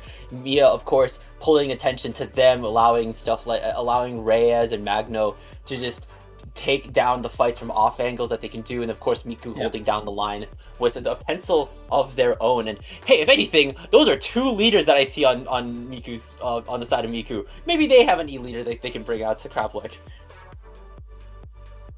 Yeah, it's very, very possible indeed. We could see that happening, and I'm always for a sniper duel. I'm always for it, but it's on the teams to decide. And yeah, we'll see we'll see what these players do. But yeah, we're still waiting for the game to start right there. But yeah, Starting the water may take some time. yeah, it's happening. But yeah, Turner-Jinen, they were not supposed to be here. They were supposed to get splatted, to get thrown onto the low bracket, but they were able to get the victory. I believe it was against Wii Bowling that they were supposed to lose, but yeah, but they managed to really get the better off. And yeah, we're going to see. No, wait, what happened to? Well, they were already given a bye round in round 1. They started against Circuit Flow, who they beat. Then they went up against Wii Bowling, and then we see them here in winners bracket semis. So this is their third sets being played. Yeah. Oh yeah. Oh, apparently. I'd argue that this is where they're supposed to be, actually. Sadikla Pizza, our seed number 3 of the tournament, had a hitch which threw the bracket off and allowed Turner-Jinen to really step up and get a better spot. So good for them. They get to advance and get more. Yeah, it's already a really solid start to this. I mean, they took a game off of Coldwind here, and I mean, I keep saying this, but really excited to see what they can bring in to these next couple of games here. They already have a lot of pretty strong momentum here, and Coldwind, they're gonna have to find a way to get that momentum back, because it's gonna be a long set, and you've got to at least have that energy to keep going, especially since you've made it this, since like you're already like making it this far into semis. Yeah, it's. I mean, they're still very, very good players, very deserving to be here. I didn't want to be dismissive, and yeah, Turner-Jinen just showed us why they are able to play at that level, why they can very much play for that ticket in the upper bracket finals. And right now, it's on the Coldwind to find a counter to get back into the game if they want to get that victory. And right now, I mean, going on to Crab Leg, they have a plan for it. We know that they have the tools to fight on here.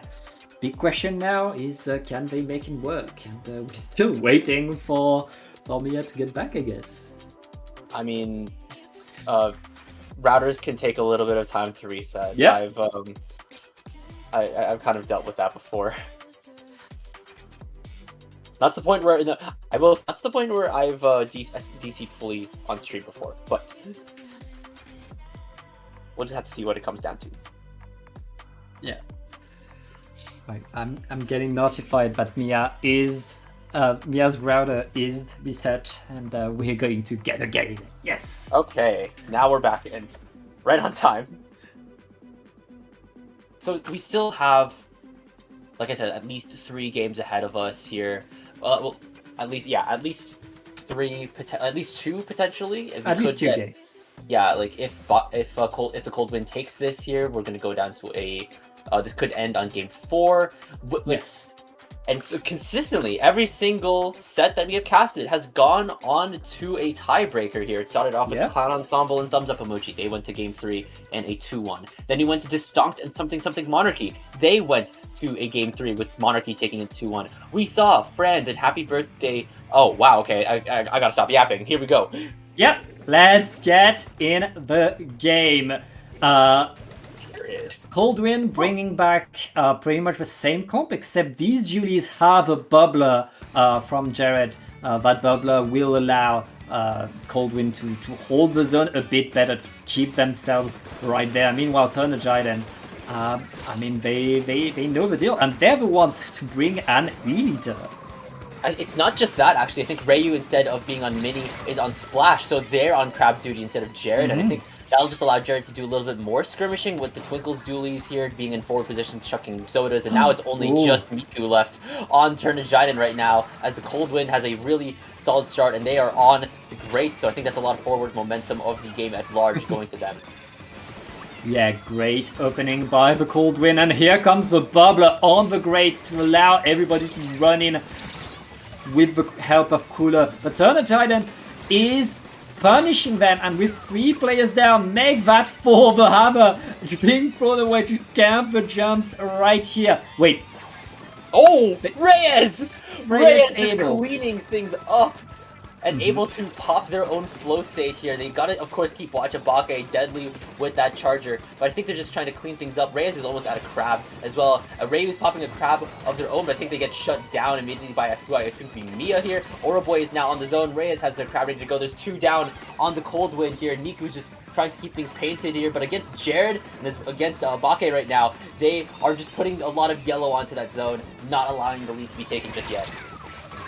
Yeah, and a cold win, winning the next fight, getting more splats and retaking a lot of control around the zone. Jared already pretty far from the bubbler though, so he's going to go under the ledge right now. There's no way to drop for Triton-Cup. Triton-Cup forced to wait a little bit. They have their crab, but that crab is so far from the zone. It's forced to drop to the side. Can they get onto the zone right now? Coldwind just waiting for them, waiting to fight around it. Yeah, I mean, like, you're already kind of going 2 members down earlier here. Ryu's going down for the moment, but Coldwind just has a lot of space going for them here. I think that's Reyes trying to move in, Mia's trying to go in as well here. Reyes has gone down, Mia's gone down, and Jared is staying in this bubble. That is flow state activation as game 2 comes to a close with the Coldwind taking that very swiftly, and already we're seeing the pushback from the Coldwind. Yeah. And that final bubble by Jared really completely sealing the deal, sealing the game, deciding where the fights were, and Coldwind, I mean, they counterpicked the map, they had a plan, it worked well, and now we're up 1-1. 1-1, but Triton-Cup, thanks to their initial win, they still have a counterpick advantage, and now it's their turn to choose the map. So I'd argue, especially with Mia on the Viper, and I think Reyes is more proactive playstyle on their Splash here. I think they want to pick maybe something that they could take advantage of, just in a similar situation to Happy Birthday Jay from last set here, a map that could get them back into mid relatively easily, and instead of just immediately guessing Brine Water like last time, I'm going to check their map pool here. I'd maybe argue something like let's see, something like maybe Barnacle could work for them. Like, we can't do repeats of you can't counter pick a map and repeat, right? So both Crableg and Mahi are kind of would be off the table, right? Yeah, we're going to go on to Macomart for this next game. Yeah. Interesting here. I think especially dealing with Macomart, I think if your Triton-Cup could be pretty it could feel like a little bit of a struggle, especially when you have a really prominent blaster player like Oroboy, and also like you're dealing with crabs from Ryu or Jared here. That could be pretty interesting. Like we saw them on Vanilla Dualies in game 1, we saw them on Twinkle's Dualies in game 2, and I think they're kind of like, I think both kind of like have a use case here at Macomart. I think Triton-Cup, they rely on their ability to fight once they've cut the distance. Because they have the Viper, the Blaster, they want to be at close range in these small fights. And this is the map to get at close range, because you have so much cover, so many different ways to get back onto the map. But as I say that right now, it looks like Coldwind are riding their momentum for sticks. Yeah, like Miku was the only one left here, and Ryu has already popped a crab right onto Triton-Cup plat, but they get immediately shut down. Jared is in the backlines, however, they have a bubble. You cannot let that pass for too long here. Already, Oroboy's gone down for the moment, and Miku's still staying alive, able to get rid of Jared. It's only Bake left on Coldwind, who is jumping out as the rest of Triton-Cup are in control. Yeah, Triton-Cup finally on top of the zone right here, able to really hold control. Well, never mind, not really able to hold control. Coldwind, they counter push so fast, so hard, and Triton-Cup now has stuck to the side and forced to super jump back. Yeah, and now we're back into a neutral state as Coldwind are now out of their penalties. I think Jared has just popped a hammer. Not popped a hammer, a bubble. Mia's going in with the hammer, and now that is, I think, the bubble being popped by the blaster on Triton going down. Reyes is just in that ball form, trying to find their ground. They're able to get rid of Ryu. They're close to getting this into neutral. Mia's trying to back up Reyes in this instance here. They're able to get rid of Oroboy. Jared also going down to Mia here. Viper is going crazy right now, and Reyes is taking a lot of damage. They're able to shut down Ryu before they could get a crab out. 2 members down, 3 members down. It's only Jared left, and they're going down to the blaster. That's a wipeout for Triton, and that is a very, very solid thing to do. Yep.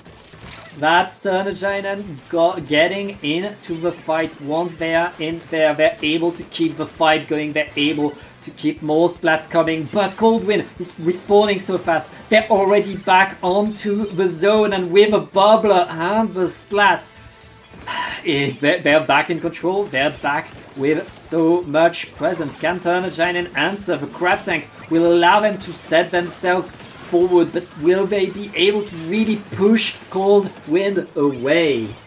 Yeah, I think you have 2 specials online already. The hammer's being popped by Mia. The bubble's ready on the blaster here, who's Jared already going down. Someone's on left stack, and Reyes is trying to hunt them down. Mia's able to get rid of them with this hammer. Mia's going down. Ryu has a crab ready to go here. If you could shut that down before it could happen, that'd be pretty smart. But right now, numbers on the field are kind of dwindling for Triton here. We're seeing Reyes trying to just find their angle here, just keep the pink flow going. Miku's unfortunately going down. Zone's in neutral. That's a booyah bomb from Oroboy as Coldwind is back in control. Reyes, you gotta get out of there, man.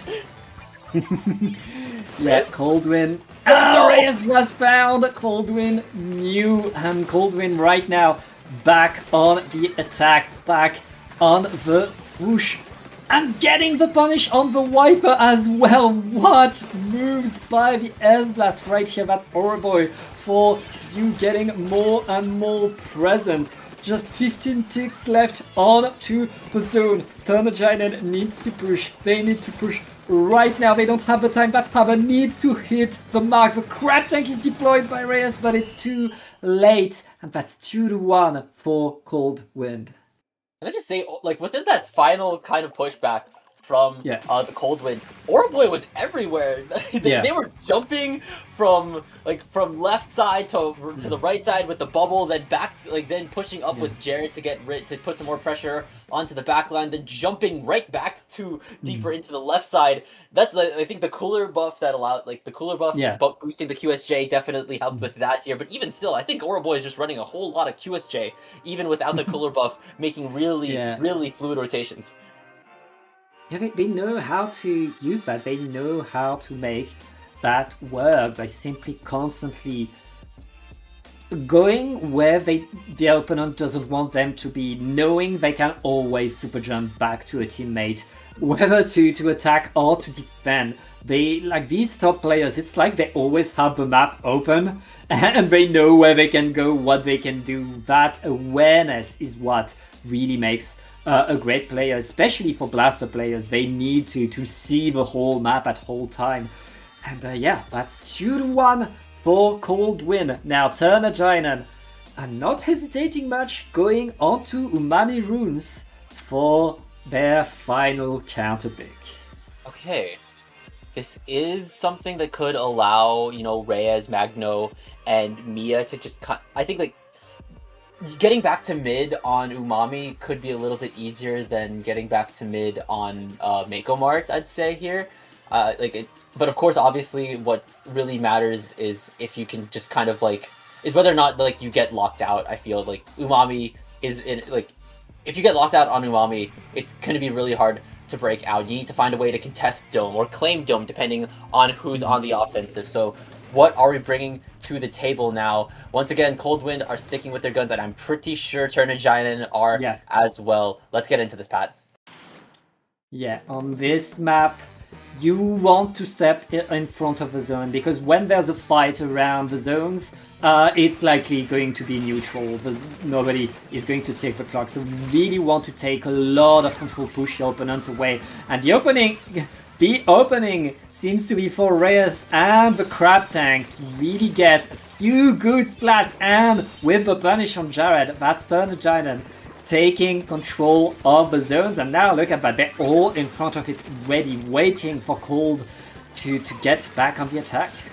Yeah, I think they're just trying to find their way in. Ryu has popped the crab. Not anymore. I think they're going down to a hammer throw. Oh, not. There's the hammer from Mia, heralding the rest of Triton to move forward. Oroboy going down to Reyes here. The bubble has been popped by Magno, and I think that's Reyes trying to stay on Dome, but they go down to Bake. Mia going down as well. That's flow state activation for Bake now. Oroboy's popped the Bria bomb, and they're still in flow state. Even with two members down, they are... Will they be able to take the zone, actually? Well, they're fighting for it, but once again, you want to splat everybody if you want to take control. Turn the Giant right now, denying the penalty, but not denying too long. Coldwind getting it applied, but it took a lot of fighting beyond just getting back onto the zone. And now, look at that, they're all stuck in there! They're all stuck in that corner! That's very dangerous. They're able to get out of that hole and still fight forward, but they lost 2 players. Coldwind here to punish them now. They're still, I mean, it's one zone for each team, but a crab is deployed. Oh, Mia was trying to push up forward, but unfortunately they get pressured out here. Magno has popped the bubble, they unfortunately go down as well. And right now it's only Reyes and Miku who are backing right into that pit. Oroboy's going down here, and they're still trying to get a lot of pushback here. Mia's trying to get the fight. They trade out Ryu. 2 members down on each team, and Bake has Divider just completely locked down for the rest of Cold Wind to jump to here. Miku trying to at least summon the rest of Turn the Giant in. Miku's going down here, and there's Magno getting a pick onto Bake, who's now going also down to, I think, Oroboy here, and now able to also get rid of Mia, Reyes, and also Magno. So finally, we're seeing Cold Wind out of the penalty and ticking down. Yeah, and this time it's Coldwind fighting ahead of the zone as Turn the Giant know they need to mount a big push if they want to get back. The bubbler is deployed, the crab is deployed, but Oroboy with the S blast absolutely shredding left and right and super jumping like it's nothing. Coldwind holding their control right there. The hammer. Ooh, never mind. No. The flicks. Ooh. The flicks from Oroboy. They don't call them Oroboy for nothing. That is insane as they stay in that flow aura state here and walk it off like it's nothing. And that is a 3-1 set win for the Cold Wind after that Umami game. Still a lot of very solid gameplay coming out from Turn a Giant in here, able to stand their ground against some pretty high level players against them here. They are being sent down to winners bracket, to losers bracket. I think losers bracket round 5, and the Cold Wind have their tickets punched to winners bracket finals, where once again, like in every other set before us, they have their work cut out for them. They're facing PXG in finals. Yeah, well, we're gonna watch that, but when I say we, it's not we. I don't it's mean not you, we. Frostix. Yeah, you we. have Who's we? to go. Who's we? Nintendo we. Well, you've entertained us so much. Before you go, do you have something to plug, Frostix? Yeah, of course. I have, you can follow me on Blue Sky at frostix.bluesky.social, twitter.com, I'm there, TK_Frostix here, and I've been casting a lot for the Toronto Splatoon scene, so if anyone here watches it from the Toronto, is kind of living in Canada, in the Ontario kind of area, we do monthly lands at Squid Social. Anyways, that's enough plugging from my end. You're gonna hear, Pat's still staying on the mic for the rest of Triton-Cup 134 here, but you're being joined by Optical Drop, who is already in call. So I must be on my way. I've got a bed, very comfy bed and blanket with my name on it.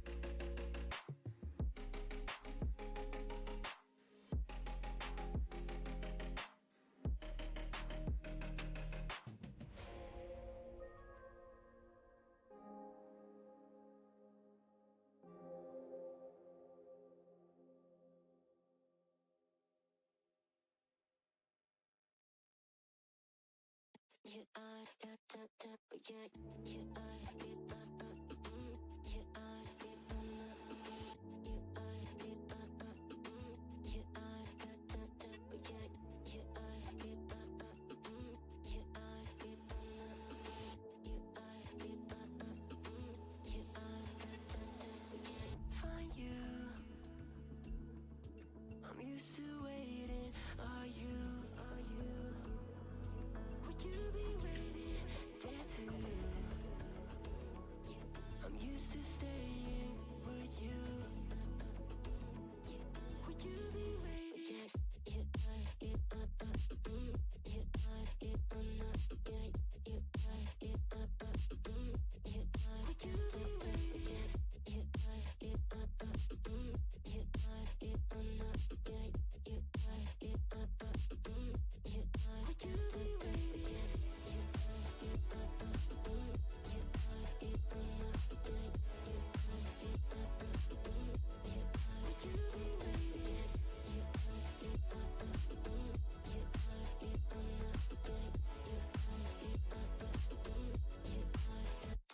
Would you be waiting? Find you. I'm used to waiting. Are you? Would you be waiting there too? I'm used to staying. Would you? Would you be waiting? Dopamine when you send pictures. When you send pictures. Dopamine when you send pictures. When you send pictures. Would you be waiting?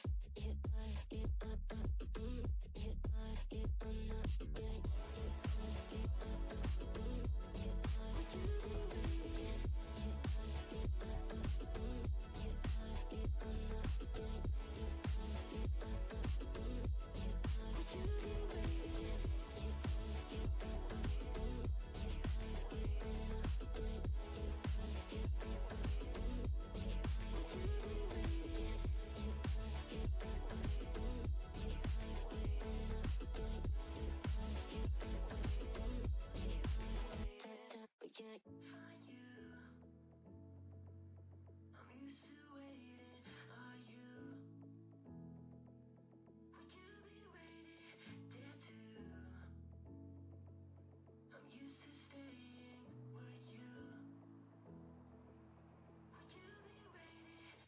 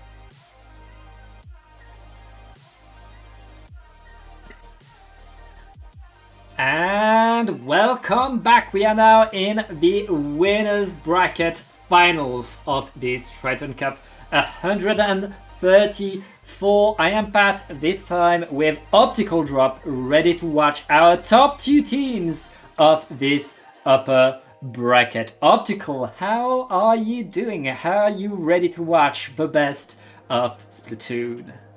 I'm so excited. Hello, everyone. I'm here. Yes, I'm very excited for this. It's going to be a very interesting sort of closing off for this tournament because, to my knowledge, this is like a qualifier for something else. Correct? This is for what was it again? Yes, this is a qualifier for the oh, I have no memory. I was told several times. This is a qualifier for Ammonite's Top Cup Showdown, which we're about to see. But yeah, I top literally feel like 5 40 minutes ago and I already forgot. Ugh, sorry Yeah, about that. our top 4 teams, which does include these 2 teams, right now they're already qualified for the final event, which will have. Yeah, and they'll have. So we have a bit of an issue with the overlay because the 2 teams did not follow the instructions on who to put on alpha and beta, I believe. So yeah, PXG is in blue, whereas Cold Wind is in yellow. Yeah, we're gonna reset that to make sure it's okay. So, those string of characters is pronounced Cold Wind? Yeah, that's Cold Wind in Japanese. Got it. All right. Well, as we wait here, we could take a look at like some of the weapons these players use. I see like Gray has a fondness for blasters, which is nice. Noah really enjoying the backline snipers over there, and we got ourselves a bucket and a. Ooh. Okay, so Goss has like a variety of things. Okay. So PXG has like a very aggro centric sort of team build here, it looks like. As for Cold Wind, well, Jared is Jared.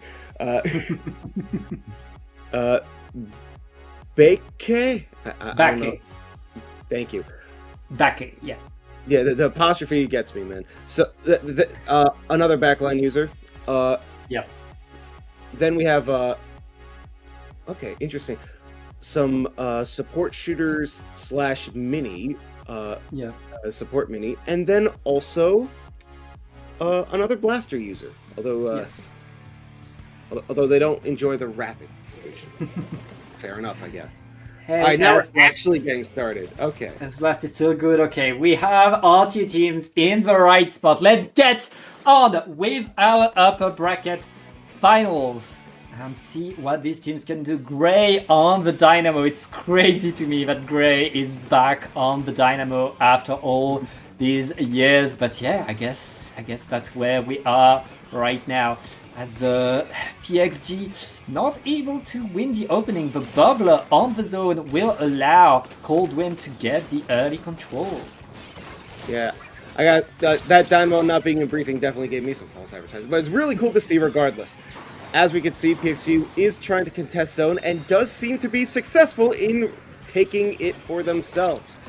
After this, we can see a super jump out of harm's way from the S-Blast. Very nice maneuvering over there. Going back to base to try and help their teammates to fight off the encroaching invasion of the yellow snatch. I don't know where I'm going with this joke. Yeah, well, right now, PXG, they have so much control. The Booyah Bomb will not save you, PXG. Now moving forward, getting more and more Gray. He's going to get a trade right here. It's 2 vs 2. Wait, a PSG forced to move back. It's only the Slusher left to defend the zone right here. Cold Wind able to get back in there, but the strikes will force them to slow down. All of PXG is already back on the attack. And PXG, no penalty applied. Can Jared and the Booyah Bomb get control of the zone? Yes, penalty applied. Cold Wind gets to breathe a little bit. That was a huge push from PXG right there. And that Booyah Bomb that Cold Wind threw out absolutely helped save the zone for themselves so they could actually at least inflict that penalty to begin with.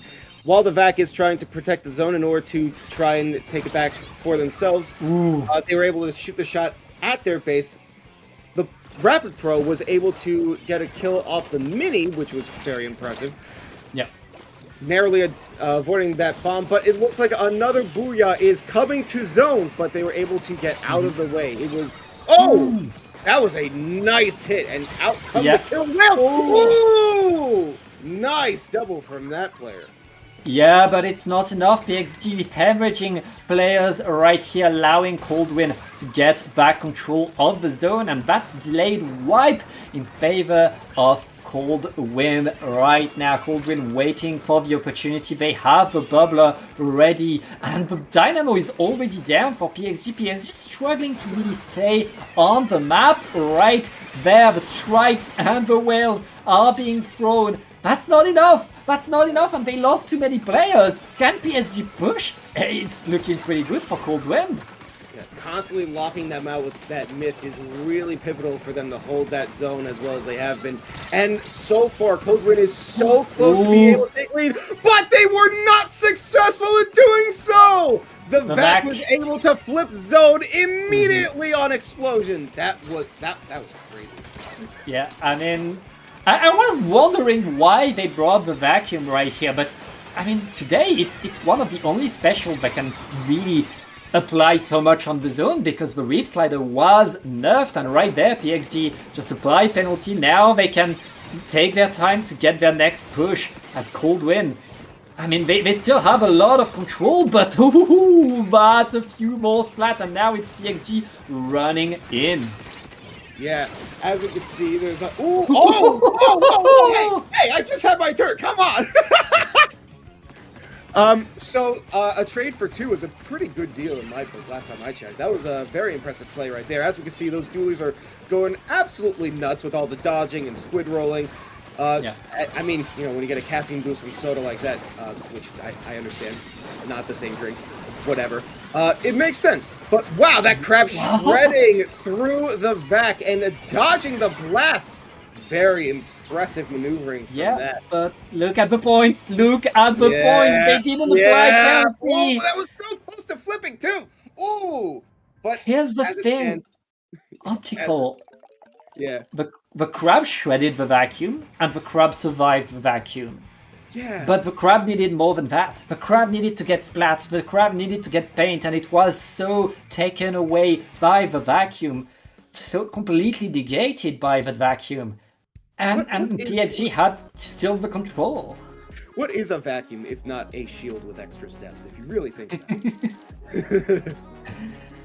Quite an impressive play from PXG right there. Honestly, like the back and forth between both teams was like amazing to see as always. But yeah, so far it's I believe 1 point to them. Meanwhile, Coldwind is going to have to really take into consideration how they're going to have to fight back against this. Is this a counter picks, bracket? Yes, we are indeed in a counter pick. And Coldwind is going to go on to Crab Leg Capital. That's the map that they counterpicked earlier in the semifinals after they lost their first game. So I'm not surprised to see them go here, especially with Bake in their ranks. But I mean, there's Noah on the other side. Both of these teams have. I mean, they have the best 2 snipers in France. Dare I say, 2 of the best snipers in Europe. So I expect I can't imagine PXG not bringing the charger this time, and I hope we get to see a big sniper duel. Yeah. Considering the map itself and how full of greats it has, I wouldn't be surprised if like Dynamo getting on the high ground could lead to a lot of like painful hitboxes below, but also a decent amount of paint as well. Yeah, I don't know. Do you think that's like a reasonable strategy, or do Dynamos tend to prefer like sticking low to the ground? Here's the thing. Gray can play anything, and Gray has been rocking that Dynamo since the patch. But I think the reason Noah was not on the charger was because I'm not sure it works that well with the Dynamo. So I don't know if Noah gets to the charger and Gray ditches the Dynamo, or if Gray sticks to the Dynamo. And I mean, let's see what they bring right there. It's a Flingza roller, and still no charger. That Flingza will send a million missiles onto the opponent's backline, and that's the plan for PXG now. Yeah, you say that. My attention immediately gravitates towards the Rapid Pro. I believe it's called Frozen. Yep. Yeah, I believe that has cooler. That is their cooler Yes. option for this game. A fascinating choice. But, as I say that, most of their team ends up going down to Cold Wind. They end up taking zone and start pushing their firepower towards the enemy base. With Soda already out for everyone to have grabbed. With a lot of jumping going on. Wow, there's a lot of action. Even though it doesn't look like it. Oh, Yeah, and they counter with a their lot own- coming. Oh, right. Ooh. That's a nice punish on to the vacuum right here. PXG still not able to really get back into mid. They're not able to drop yet. They have one player to the side. The blaster though able to Whoa. chase the charger away and out. Beautiful moves, but they haven't painted the zone yet. They need to paint the zone gray, getting it with the help of the vacuum, of course, to get the cap. That's a huge sigh of relief for PXG. But Cold Wind, I mean, they scored to 31. Yeah, that's impressive, of course. Just off rip. But as we can see, PXG isn't going to take that line down. They take that zone for themselves. They have strikes ready. That's going to be dangerous with that bucket. As they jump out, they grab Soda. They might be ready to proc it, or they're just waiting for their specialists to come out and trade with them. Ooh, that was a close hit from the Slosher as well. As we can see, they're trying to go for their backline. They just barely reached them. Yeah, I mean, Slosher under your ledges, that is so dangerous right there. The strike's not able to keep the Slosher alive, though. Coldwind getting back onto the zone, keeping the lead, and now it's Jared pushing forward, getting more and more presence as PXG. They're back to where they don't want to be. They're back from their spawn, trying to drop down, trying to get back onto the zone. The vacuum, though, allowing them to go in. Beautiful moves by the Rapid. That's 3 down on to Cold Wind. PXG retakes control. Very impressive take back from Cold Wind. I gotta keep remember what that name is. But the of course, like, keeping it is the hard part, because as you can see, like, even though they have a penalty, they were still able to take it back. Although maybe that contention is the shakeup they need in order to force out another take back. Who knows? But with nice. But with the counting down as it is getting closer and closer for PXG to take lead for themselves. They are so close. Missiles are out, and they were able to take it. Yeah, and 2 down on to Coldwind, who didn't manage to get the zone. PXG gets the wipeout with the amount of points remaining. That's a 2-0 for PXG. Coldwind needs to try again, needs to adapt right there.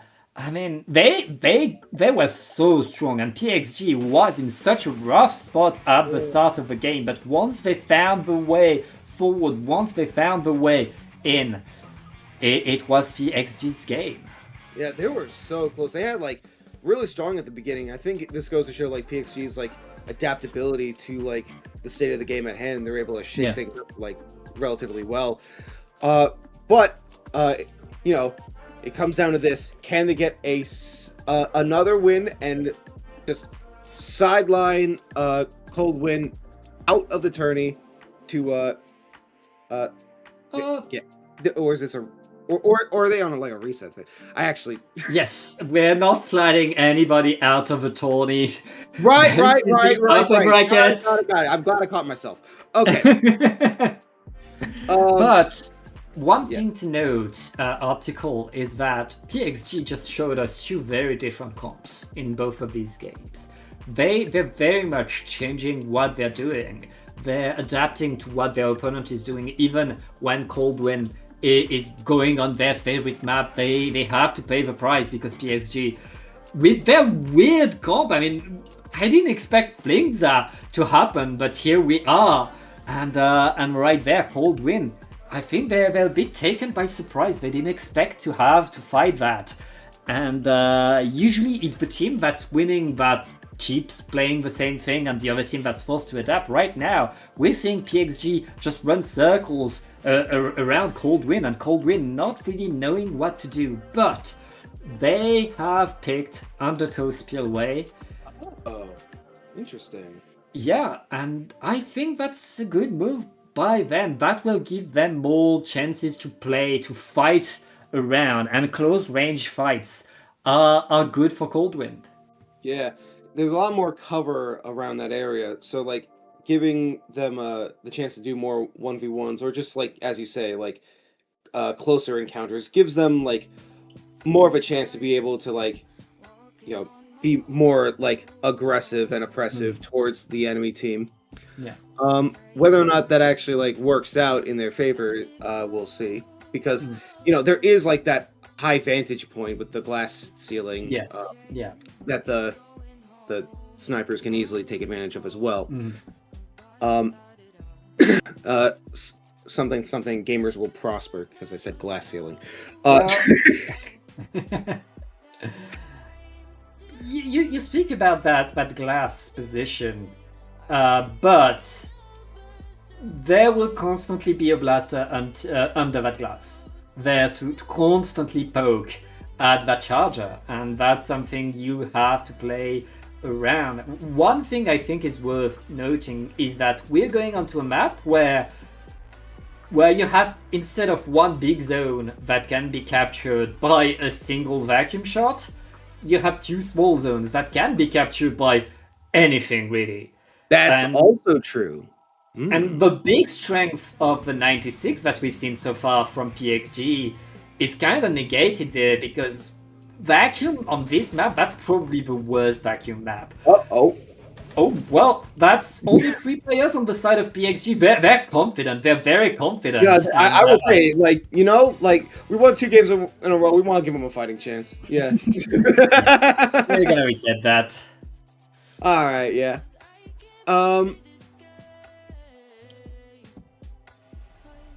Yeah, the idea of having, like, 2 different zones, making it so it's not, like, cheesable. I guess it's contestable, like it'll stop the count, as it were, when one zone is flipped. And, you know, considering they are smaller zones, that does mean that they are easier to get flipped. However, obviously, that would need a lot of coordination in order to push for the other zone to also get taken as well. Yeah. But the thing I had the time to glimpse at before we reset the game, Gray just switched weapon. Did you notice what it was? I was too busy looking at the silhouetted 4th character. I did not notice. Gray is bringing a Junior. Oh. Junior can instantly cap both zones at the same time. Junior can throw bombs at one zone and paint the other one at the same time. It has that painting power, that speed, and like, that's going to be the weapon to stop if you're on Cold Wind. You can't let Gray paint. Gray, when Gray is on painting duty, the map is Gray's color. Instantly, the whole map. Gray is a painting machine. Yeah, the first thing that came to my head was with Bubbler, how, like, because of how, like, narrow these, like, the map tends to be, like, you use Bubbler on, like, just the ridge in the middle, and it's just, like, pretty much closed off from, like any sort of advancement.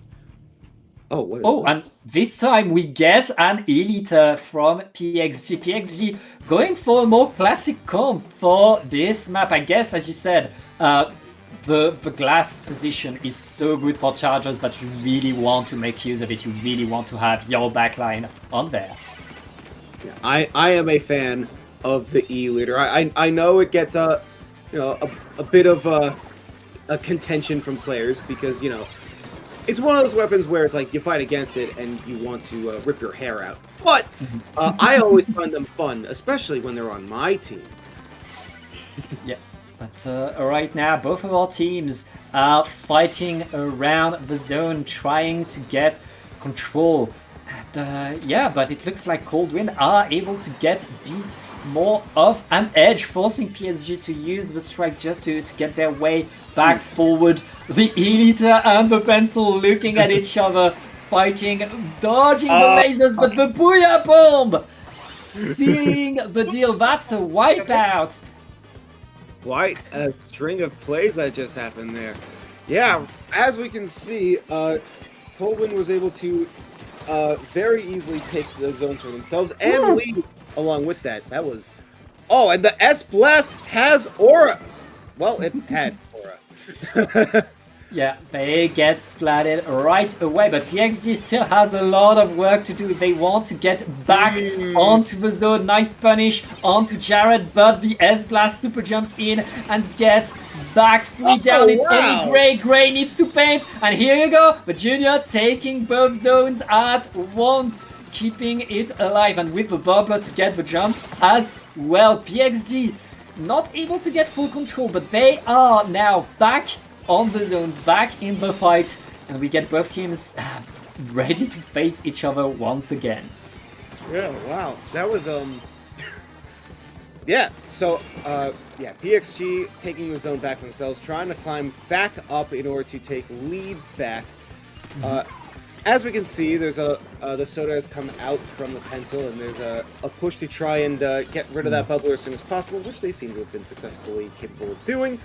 Hammer coming out to try and take one zone and throw at the sniper over the other.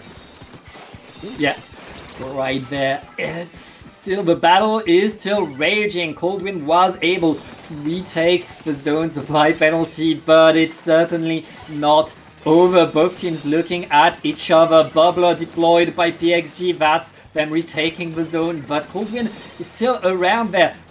Both teams know that they need to win the next fight, that they need to take control forward. The Hammer going through the strikes. Able to set themselves to the side. That is big for Coldwind. Coldwind is going to take control right here. The crowd is forcing everybody away. Now PXG is forced back into the spawn, forced to mount another push. Yeah, and with that, PXG really throwing down a lot of ink to keep this zone to themselves. They really want to keep that lead. Oh! Oh! Sneaky little bomb taking out the hammer. Oh, that bucket trying to push in further with that kill. Oh, and well, Hammer's back. I want to call that karma, but I think that's just hammer. Oh, and with the Aura coming out once again, the mini is advancing further and further, getting even more Aura, getting more kills, getting that jump! Whoa! Oh! Beautiful plays right there. PXG still struggling to fight on this map. Last minute, and Coldwind still has 5 points advantage and control of both zones. PXG able to get a few splats, but Gray is down. They won't be able to hold the zones without their Junior. Can PXG... Oh, wait, no, never mind. Never mind, PXG gets the splats. That's why you want Eliter right here. Big moves. And now PXG just a few ticks away from the lead. Dodging the hammer, keeping themselves alive. They just need to retake that zone and they get the lead. Can they? Oh wow. Yeah. PXG is holding out really strongly. They know if they win this, they could just like move on to the next set. But Wind is not going to let it go so easily. They're trying to jump in from around, but it was not good enough. And with that, PXG sweeps winner semis. Oh, wow. That was this is winner semis, right? Or is it That's finals? winners finals. Finals. Winners finals. I'm messed today. I apologize. Oh, wow. It's fine. You're new here. We forgive you. Yeah. Yeah, that's 3-0 for PXG, who punched their tickets on to grand finals. It's certainly not over for Coldwind. They get relegated to the low bracket finals. Well, they'll have to meet other crack teams to know who will make it. So yeah, we're going to take a short break as we wait for the teams to fight on to the lower side. I believe we'll be watching low bracket semifinals right after this short break.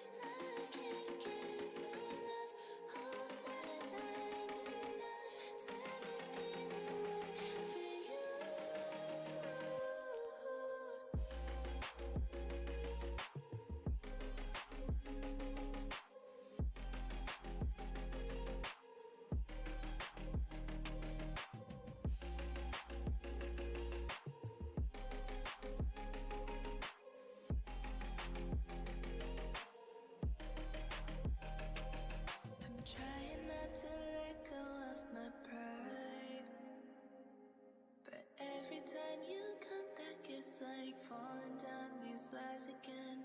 This feeling that I have deep down inside. I just wanna be the one you need. And now I need you by my side. I can't sleep at night. Let's get lost in time, leave it all behind. I can't get enough of that. I'm enough. Let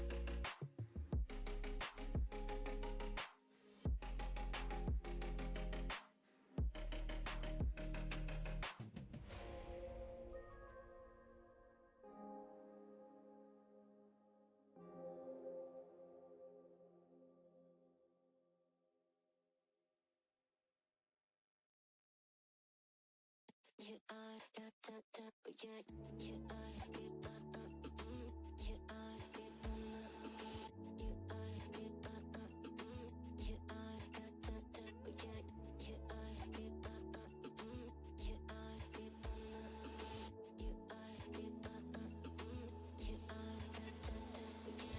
Find you. I'm used to waiting. Are you? Would you be waiting there too? I'm used to staying. Would you? Would you be waiting?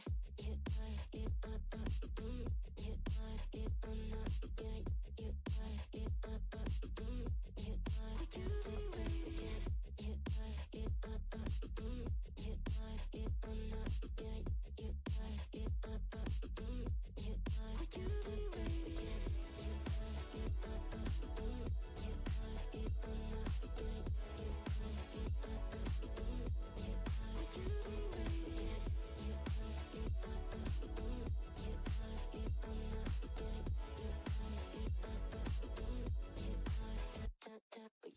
Find you.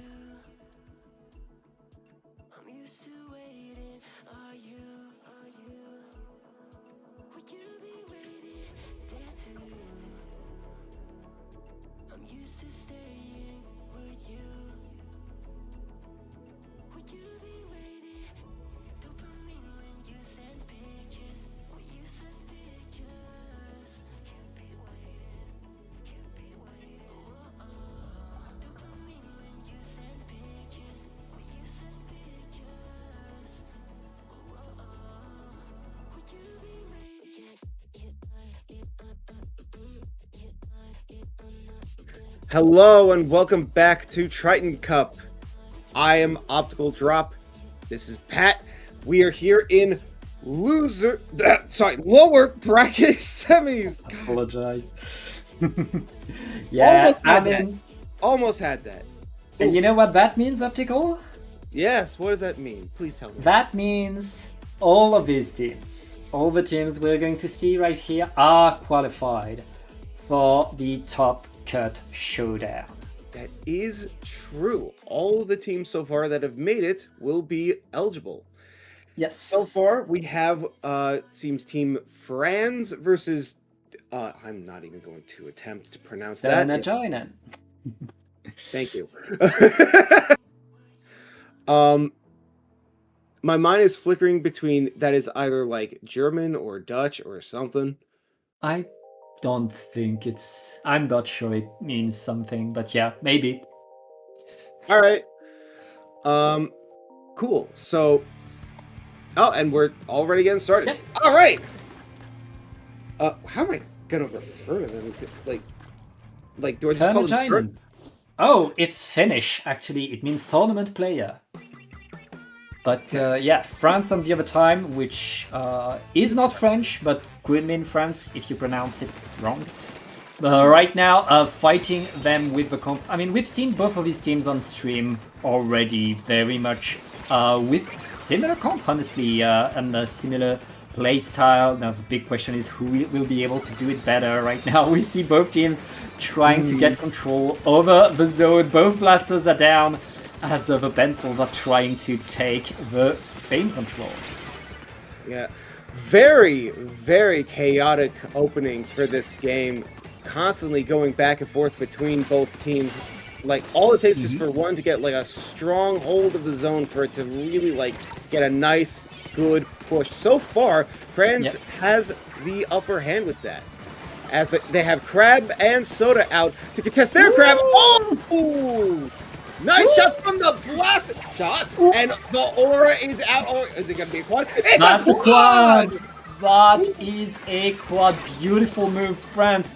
Shredding right there. Turn-a-Ginen, though, they respond. Now they have the bubble that's allowing them to make sure that they stay alive, that they can keep going.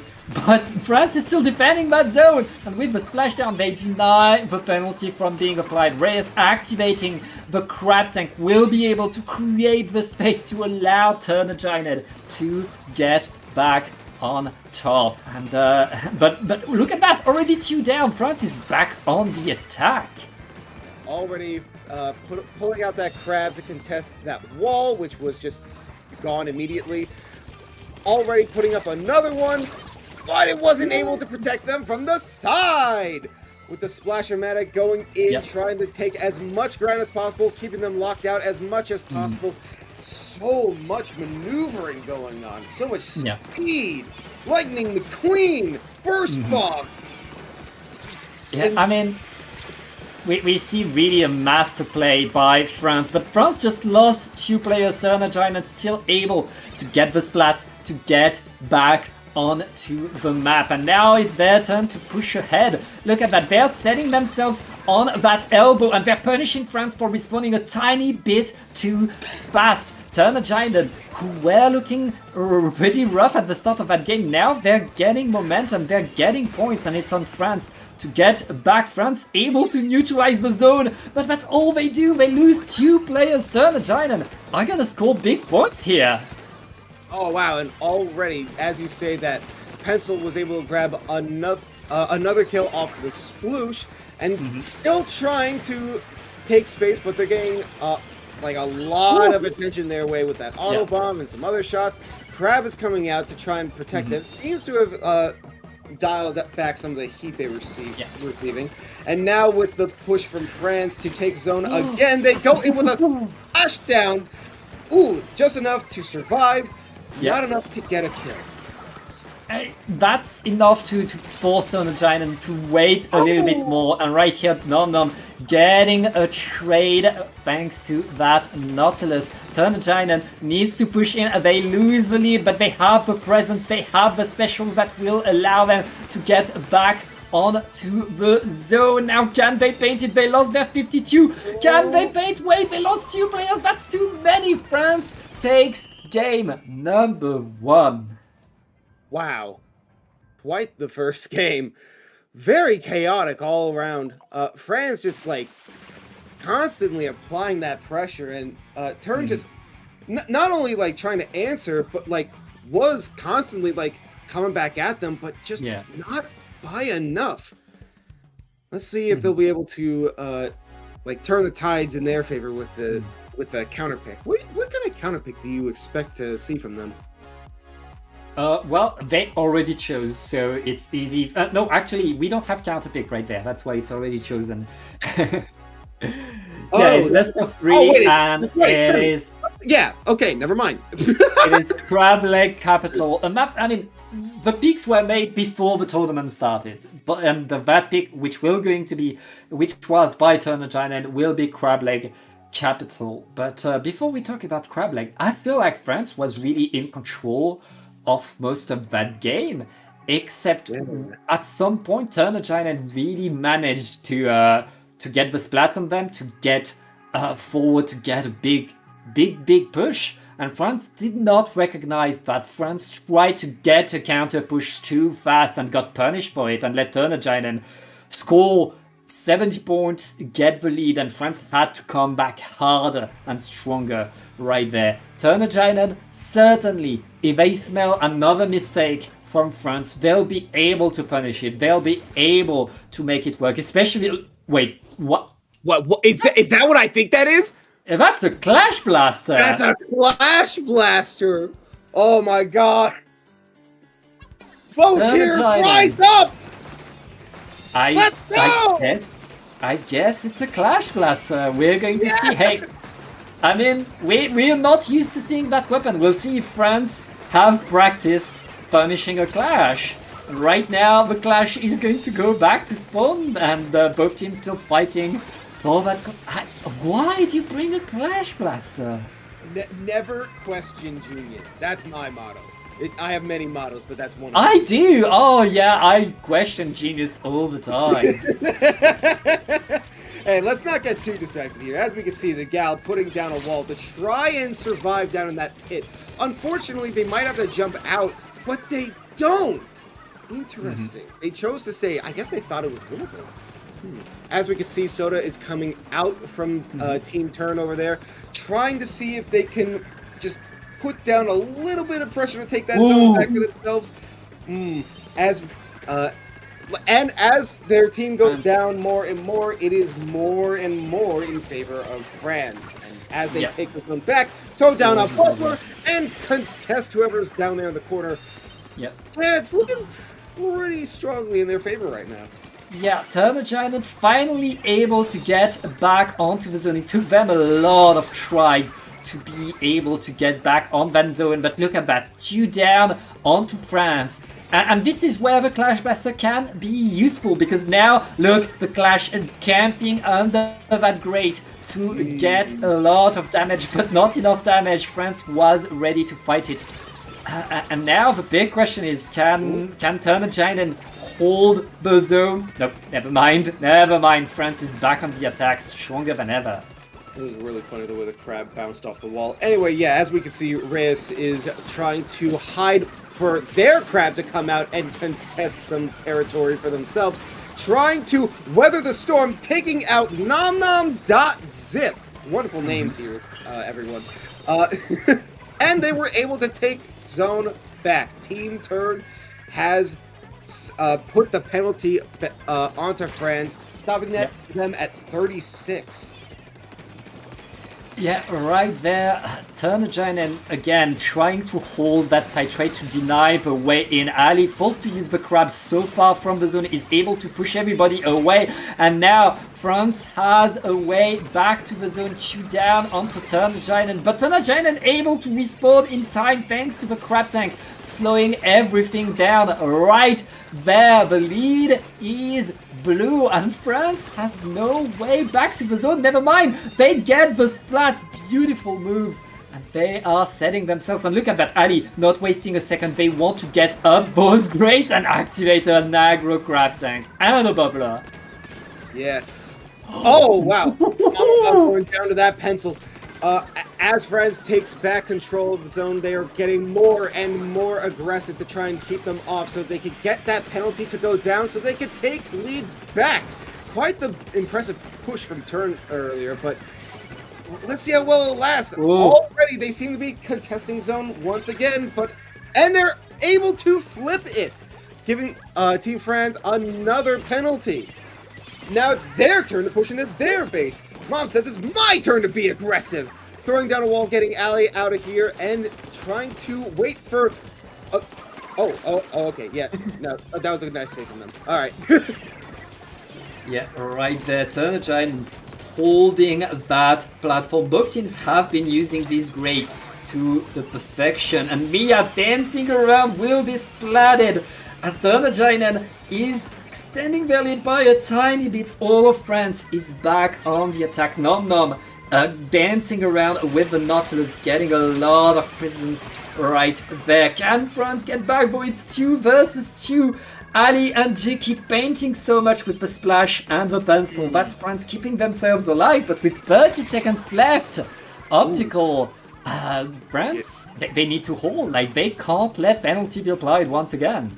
Yeah, that was very close for turn there, but with France taking back that zone, they just have to hold it a little bit longer, which is very possible. It's not that big of a penalty, and it's not that much time to lose. Azuka coming out, taking names!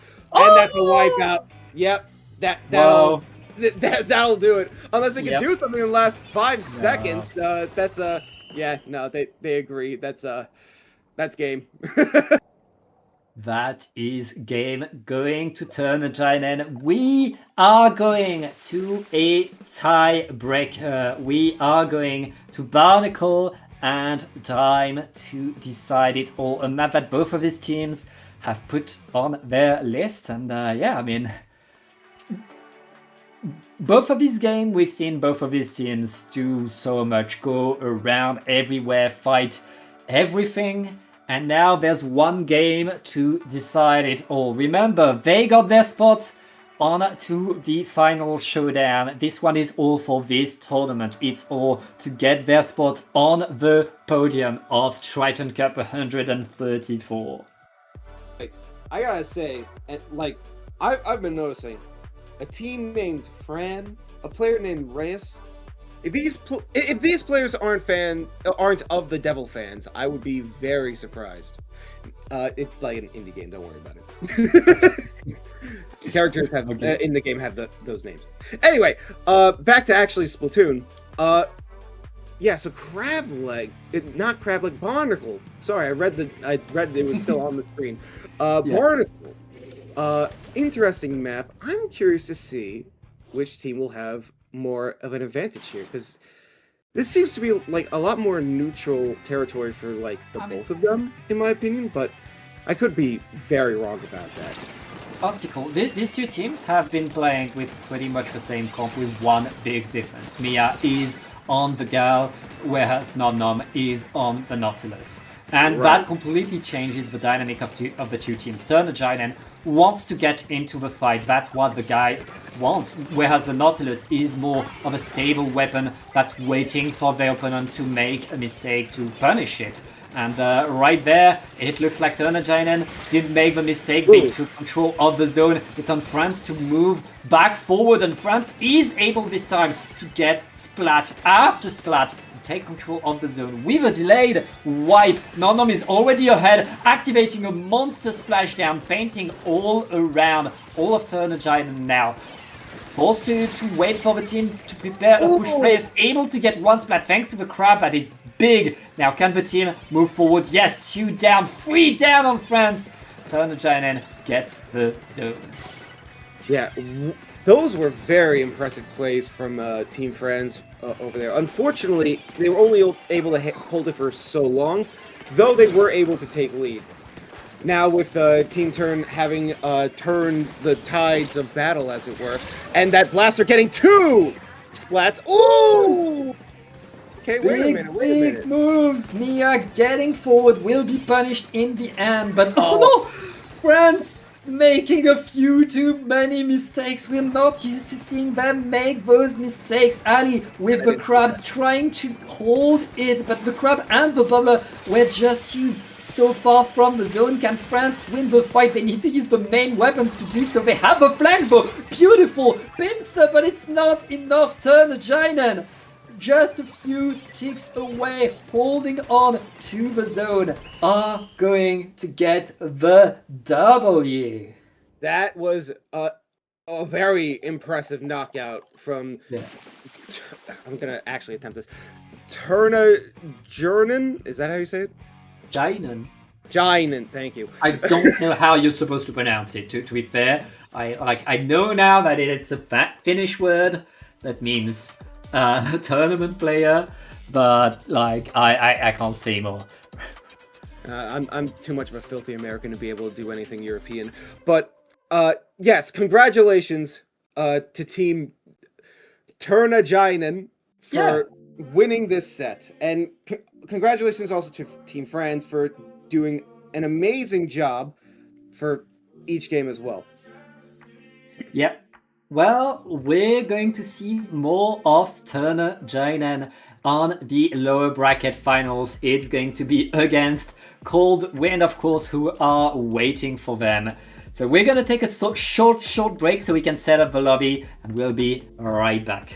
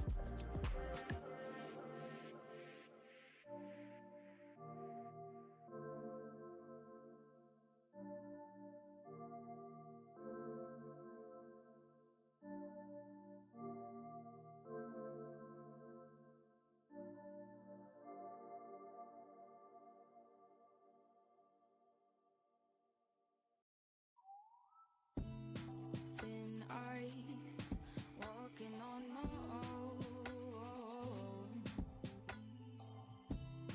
Playing nice, should I let it go? You said that it would change, but you're going home, and I'm losing hope. Ba-da-da-da-da. But you would never know that I'm still afraid. The things you say are adding numbers to my days. What if you told yourself things would never be the same?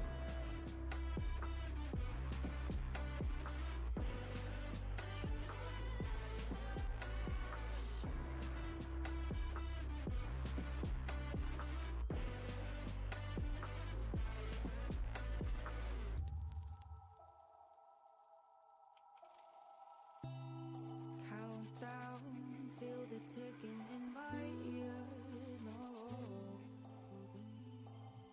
is it near the end? Fade out till I disappear. No, 'cause look the other way, you meet you face to face. Words they float away when I'm losing the race. 'Cause I can't play this game. 'Cause I still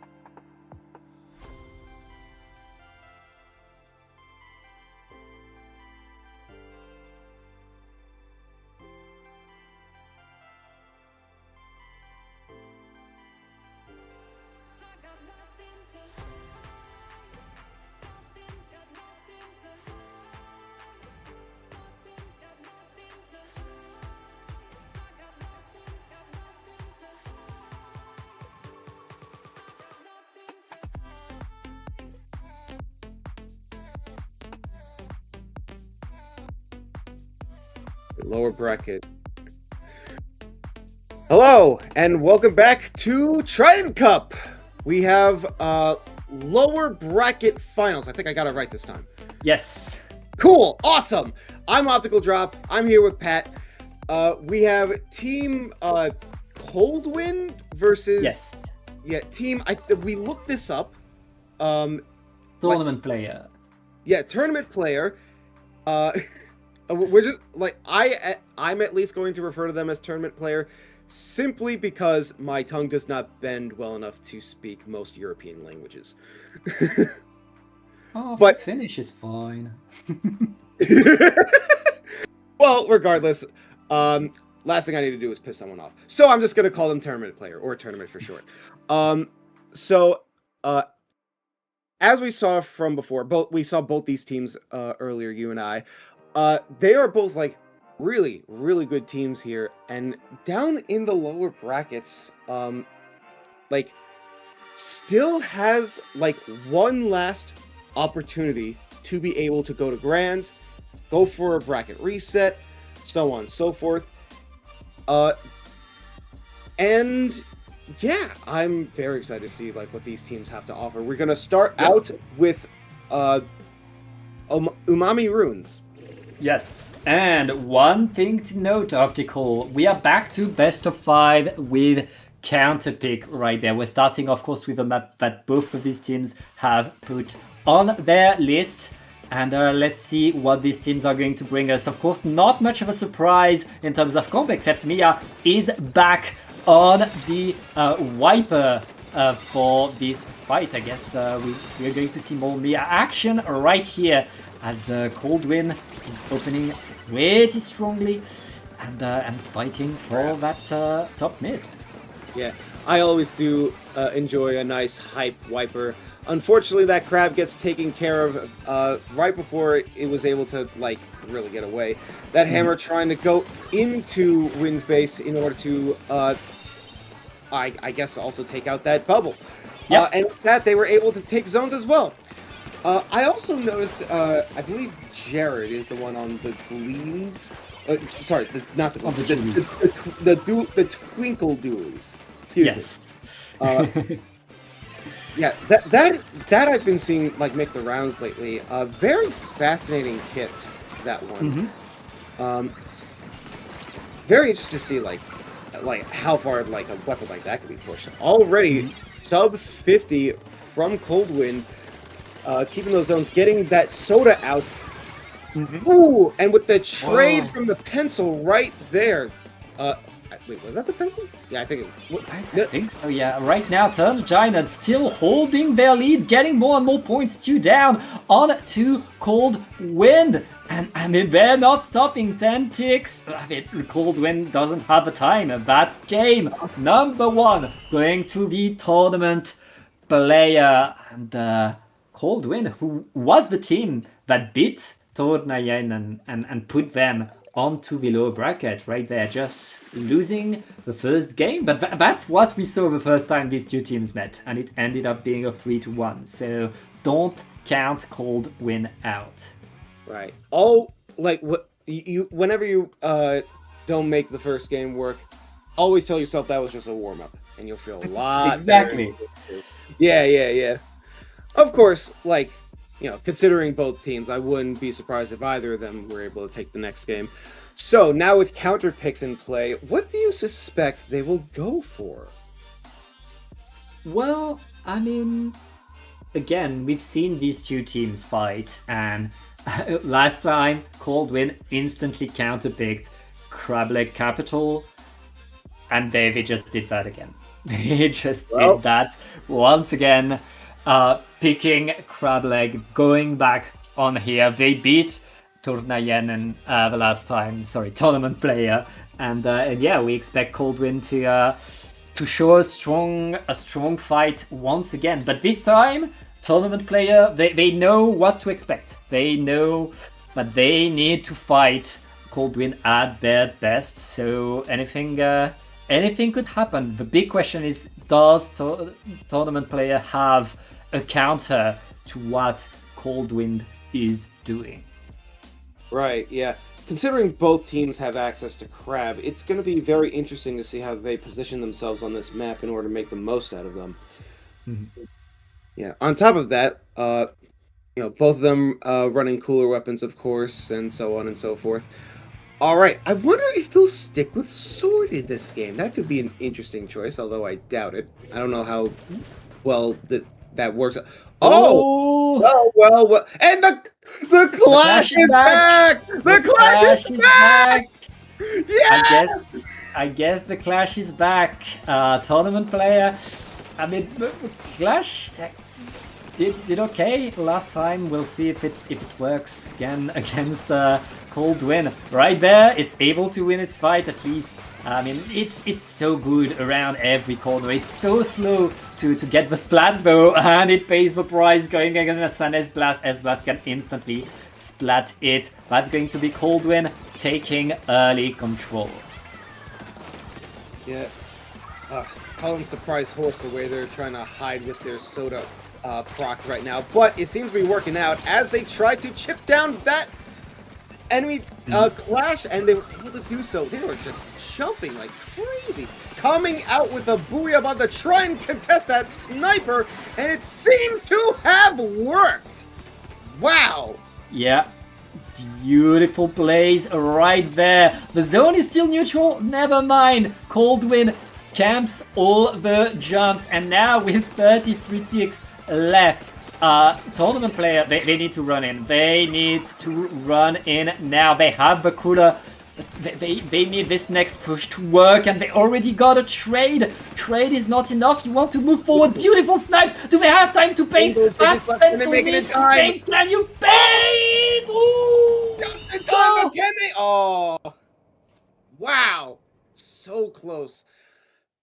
Still though, you know, some say that Clash Blaster tends to have some weaknesses. I won't necessarily say I agree with them. However, I won't contest them either. Hey, Clash didn't work. Clash wasn't it. Cold Win gets their victory on their counterpick. Now it's on tournament player to choose the map. And I mean, they've tried things earlier against Coldwind. They've had a bit of time to think about what didn't work. And yeah, the big question is, do they bring back let me try to find what weapon what they try to play. So their first counter pick was Mako Mart, and it didn't work. So do they go back to Mako now that they learned a little bit, or do they go to a different map altogether? See, my thought was going straight towards Barnacle and Dime. I don't know how reasonable that is. I do feel like that, like considering these teams like are kind of similar, a map like that could benefit one running the sword such as Mia. So who knows? Or they could just go Gal and just like throw down a splash wall and just like have a whole hallway to themselves. That's just my thought process, though. But seems like I guess we're still waiting to hear what their choice is. Yeah, they're taking their time. I mean, can't blame them for thinking hard. They're going back against the team that beat them, them in the upper bracket. So now they have to face that monster that slayed them once, and they need every single edge that they could get from that map pick. They need to use to their advantage, because they know that Coldwind, if they get the momentum, if they get the position, if they get the advantage, they are so hard to counter. And right now, tournament player taking their time to think. I'm getting notified. That was already an issue we had the last time the two team met, where Mia was lagging a little bit. Apparently that's happening again. But they were able to fix it like last time. I have no doubt that they'll be able to do that once again. Yeah, I'm sure everything will be fine. I guess to like fill up space, I can't help but like whenever I try to refer to Coldwind, my mind immediately thinks Shadowwind, and I'm like, no, that's the guy. I'm talking about like a different team here. But yeah,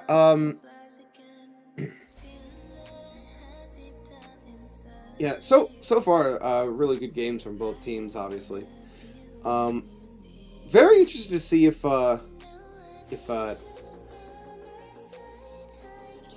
like we'll see like maybe some more E leader or they'll stick to like pencil. Who knows?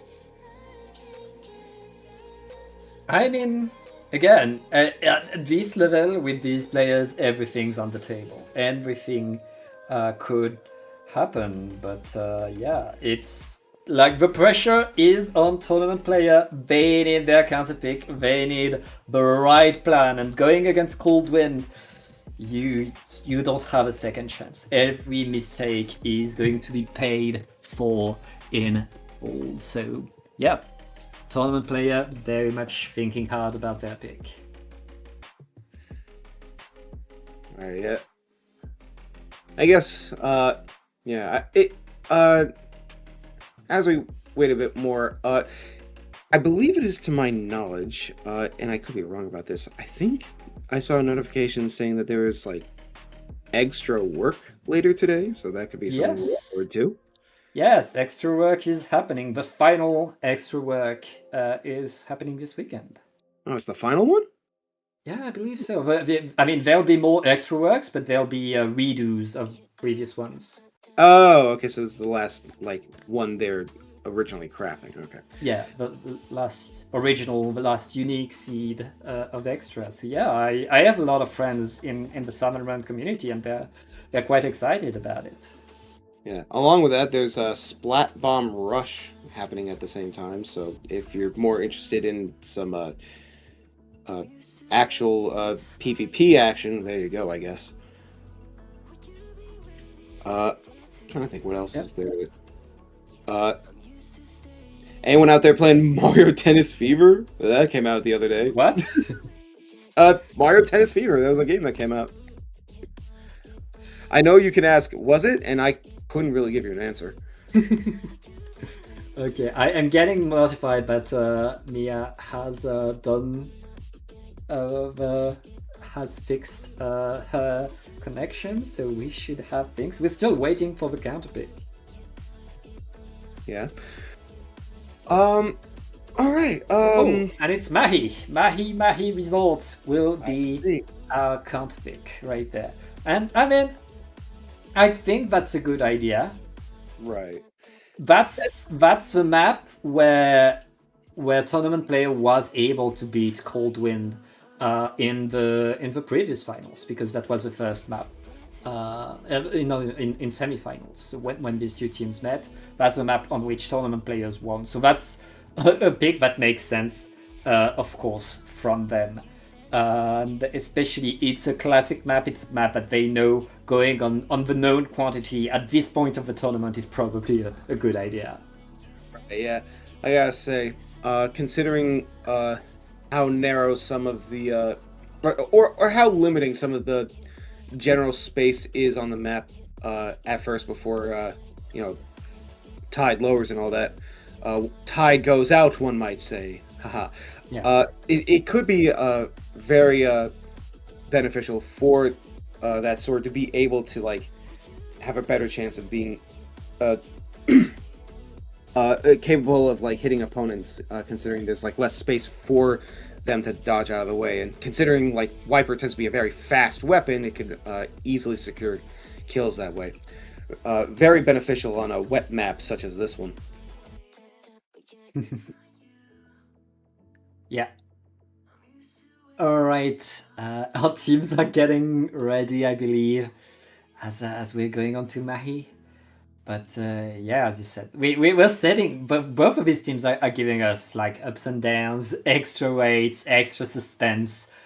And yeah, can't wait to see them fight for more. If you're joining us, we are in a low bracket of Triton-Cup 134. We are 1-1 in a best of 5 to decide who is going to go on to Grands. And we're waiting for the game to start. Good things come to those who wait, as they say. Exactly. Cold Wind are expected, they are our seed number 2. They beat Tournament Player, aka Tornajainen, earlier in the tournament, but Tornajainen coming back stronger, coming back harder.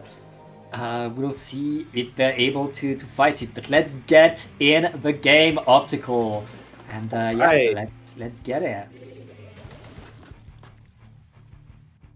All right, they did bring the Wiper, it seems. Very fascinating. Yeah, once again, very similar comps to the both of them. They each got a blaster, each got a pencil, each got a that's a splash match. Okay. Yeah. Sometimes they gotta make sure it's not the sploosh, you know? That cone can be hard. Ooh! That was a very quick takedown from a Tournament Player. I gotta catch myself there. Yeah. They open strong right there, but here comes the answer by Cold Wind right away, getting a few splats, getting back on here. Every time we see this map today, people get a retake and deny the water from dropping too fast. Right now, we're in a 2 vs 2 for the zone, and it looks like Cold Wind is able to get a lot of splats, but they didn't get the zone. No penalty. So I guess Tournament Player is still holding it and are going to drop the water.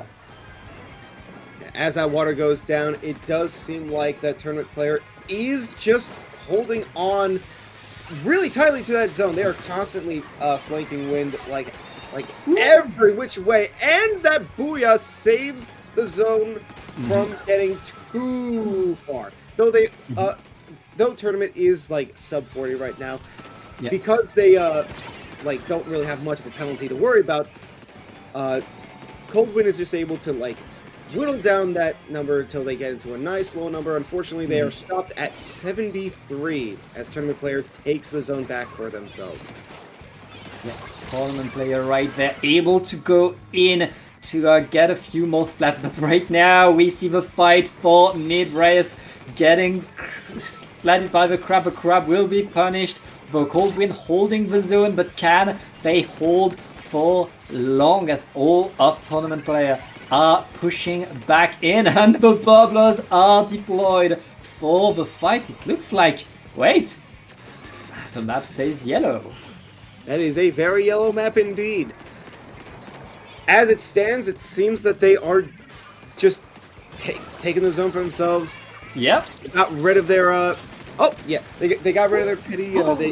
They were able to go into Crab and get a kill straight off the bat, getting another one right after that as well. They're just hunting down the stragglers from tournament player, and it looks like they were able to. Now, as we can see, that Hammer has come out to try and take down multiple players, which it was very successful with. Unfortunately, it did lead to their untimely demise. But as we are saying that, Wind was able to get it down to single digits and take the game. Wow, that was just like right under their nose. That was a very impressive turn of events.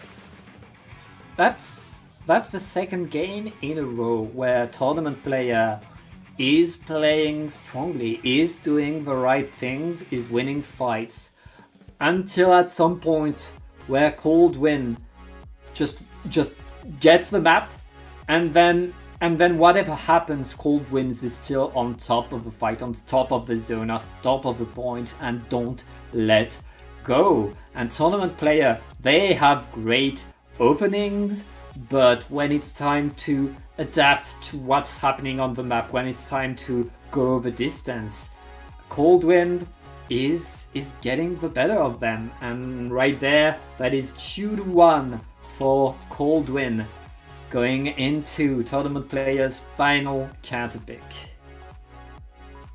Right. So now with the scoreboard as it is, it does seem that Cold Wind is in a position to be able to just immediately advance to Grands. Yes. But obviously, like, I love a good game 5, so you know. Yeah. I'll be happy either way. As for like counter picks, what do you suspect they might be cooking up for a counter pick? They already picked. Oh, they already picked? I don't need to suspect. And they picked the counter pick that they had the last time these two teams met, which is Macomalt. And the last time these two teams met, tournament player counter picked it and still lost. Cold Wind was able to make their signature. We're going to let you win a few fights, and then at some point we're going to take control and not let go. So tournament player needs to get back in there stronger than ever, needs to adapt a few things, needs to change a few things, and not let Cold Wind get away with it. And let's get right into the game. Once again, very identical team compositions from both of them. The only difference is one has a wiper and the other has dualies. It is like 1-to-1 otherwise. And off the bat, Reese getting a nice splat off of Nalafan, going straight into a crab to try and contest whoever that was. Already forgot about them. Anyway, the zone is what the real priority is all about. Now grabbing the soda in order to take that zone. So far, the current lead is for tournament player. Yeah, I mean, the battle for mid is still raging on. We're still in the opening neutral right there. Tournament player kind of pushed away. Oh, the pencil is going to get flanked by the blaster, and that is Cold Wind now pushing it and activating the crab with the blaster to just bodyguard the side of the crab. They really want to make that crab work. Yeah. Ooh! Nalafan trying to be sneaky, unfortunately got caught. Did decide to jump out in order to save themselves. It did work out and was able to get a splat on Reyes.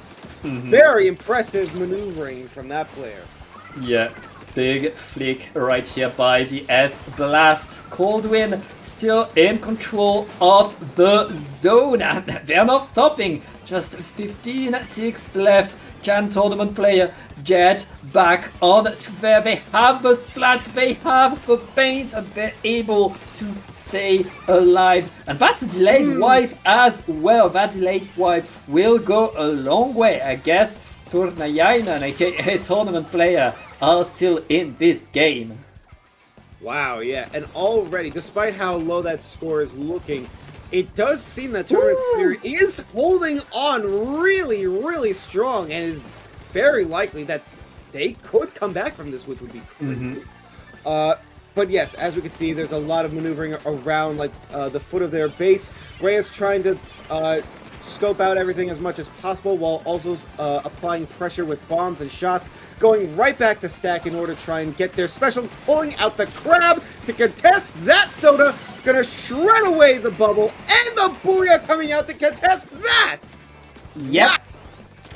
Penalty applied means the lead is declined by Coldwind, who were finally able to win their fight to push forward in time. Tournament Player got a lot of points, but now they need to mount another push. There's 2 minutes left in the game. That's more than enough for more to happen. But right now, Goldwind still has a few players to defend. Can they hold? Reyes is supposed to roll in. The crab is able to roll over the competition. And, but can they get it? Wait, there's no penalty left. 3 down. Coldwind right here, painting for victory. They're going to retake the zone. Optical. That's game number 4. That is game. What a game that was. Tournament Player had such an amazing opportunity with the lockout that they had, but unfortunately Coldwind was just too aggressive and just too coordinated to be able to be kept back for too long. Congratulations to them for winning this set. Yep. And that means Optical Coldwind will get a second chance against what is certainly the final boss of Western Splatoon. Of course, it's PXG waiting for them in Grands. We're going to watch that right after this short break.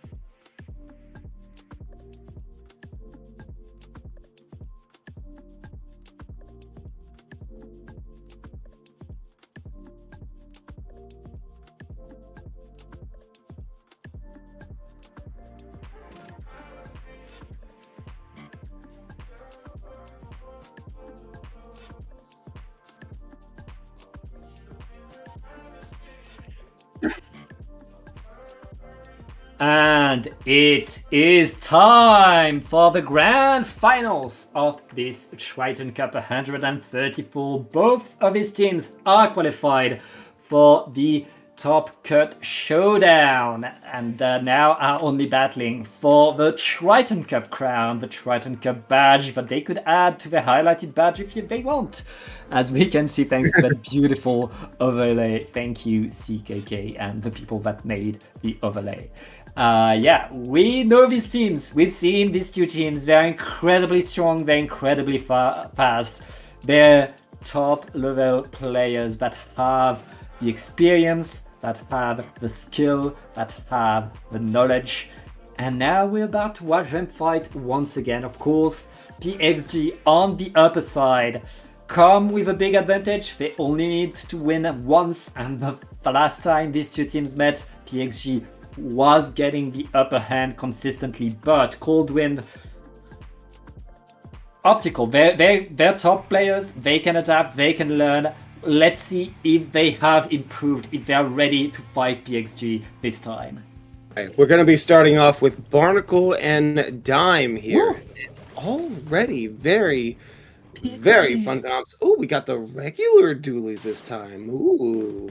PXG has been rocking that vacuum, and they keep rocking it, I guess. They want more vacuum. Hey, whatever lets the NZAP player be the cooler bot, then like by all means let them. You know, it's a service, it's a charity. They don't always have to be for the backlines. Oh, wow. And as I say that, the Charger was able to get a nice splat on them, and oh wow, a lot of back and forth from that. All right.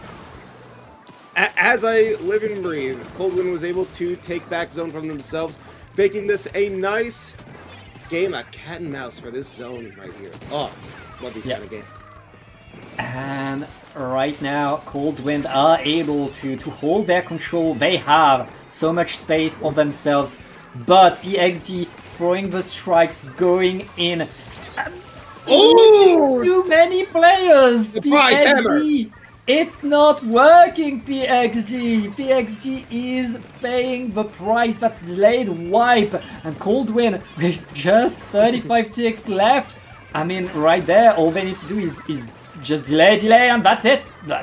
I don't think PXG will have the time to go in now. Unless a monster cooler... they need a miracle. Well, maybe that vac is the miracle they were looking for the whole time. And with that, They got the hammer! No! They got a knockout with it! Oh, wow, there was a lot of it going everywhere. With What? 2 on the counter, they were able to flip the zone! What a performance right there. Now they have to hold it for, admittedly, a pretty long time if they want to take a lead again. And the VAC didn't even work. The VAC hit the wall, it didn't paint the zone, but they took the zone anyway. PXG just making their own miracles right there, keeping themselves alive. But they had to use all of their resources to get that zone, to stay in the game. And right there, Cold Wind are back on in the fight. The hammer being deployed. That's 2 down on Cold Wind PXG. It looks like they're finally able to win the fight, to move forward. And it's not over until that ref whistles. Yeah, you say like, oh, it hit the wall, but the VAC did also act as a means to prevent the enemy team from being able to ink the zone as well. So even though like the shot wasn't able to split the zone, it was still able to protect it and their teammates from incoming fire. So they're in some utility, as we're going to see right here. Protecting that mini seems to be the MO for this VAC, which, you know what? Fair, honestly. Let them go crazy. Working. Oh, well, I'm getting eaten by a hammer as it gets thrown on the stack, as a lot of PXG jumps on the stacks. I'm surviving sometimes. And trading with the S-Blast, after getting that Soda, not so much of a trade if you get to spawn right back afterwards. Yeah, great moves by Gray here with the Zap, able to get a great trade with cooler advantage that's allowing PXG to retake the zone. Now, Cold Wind, they know they still have the numbers advantage, they still have the better lead, and they are pushing back forward. I mean, that hammer is ready, and PXG is kind of struggling to get out of their spawn once again. Right. Oh, wait. Back. Oh, the universal counter to VAC. Hammers! And with that, that's a trade, I guess. Yeah. Oh, and Wind will be taking the zone back for themselves. They're very close to... Oh. They are very close to... they were very close to being able to knock it out. Unfortunately, PXG is not going to make it that easy. They're like, I ain't heard no bell. I mean, it's never over with PXG. They will fight till the very last frame right there. As PXG, look at that, they're almost done with their penalty. The strikes are opening up the field for them. More splats coming, and Cold Wind, who was in control most of that game. The crab's too far! The crab can't paint the zone from so far, right there! PXG, and not able to keep it though, once again! Wow, this is such a tight match! Oh, and with the kill off that shot! Oh, and with but unfortunately they go down to the mini, who once again has aura. That's a very aura farming mini, by the way, might I say. But after taking back zone again, this is PXG's last chance, their last stretch. If they're able to hold on for just long enough, they might be able to secure a victory. It's going on so long that the Switch almost fell asleep. Yeah, right there, PXG needing to hold 2 players down onto Cold Wind, make that free. PXG able to come back. There's no Cold way. Wind. What so a close. comeback! So close. Wow! That was that was a game. That was a game. Several times, PXG was so close to losing that game. And got just an incredible monster overtime victory. Incredible. Phenomenal game from both teams.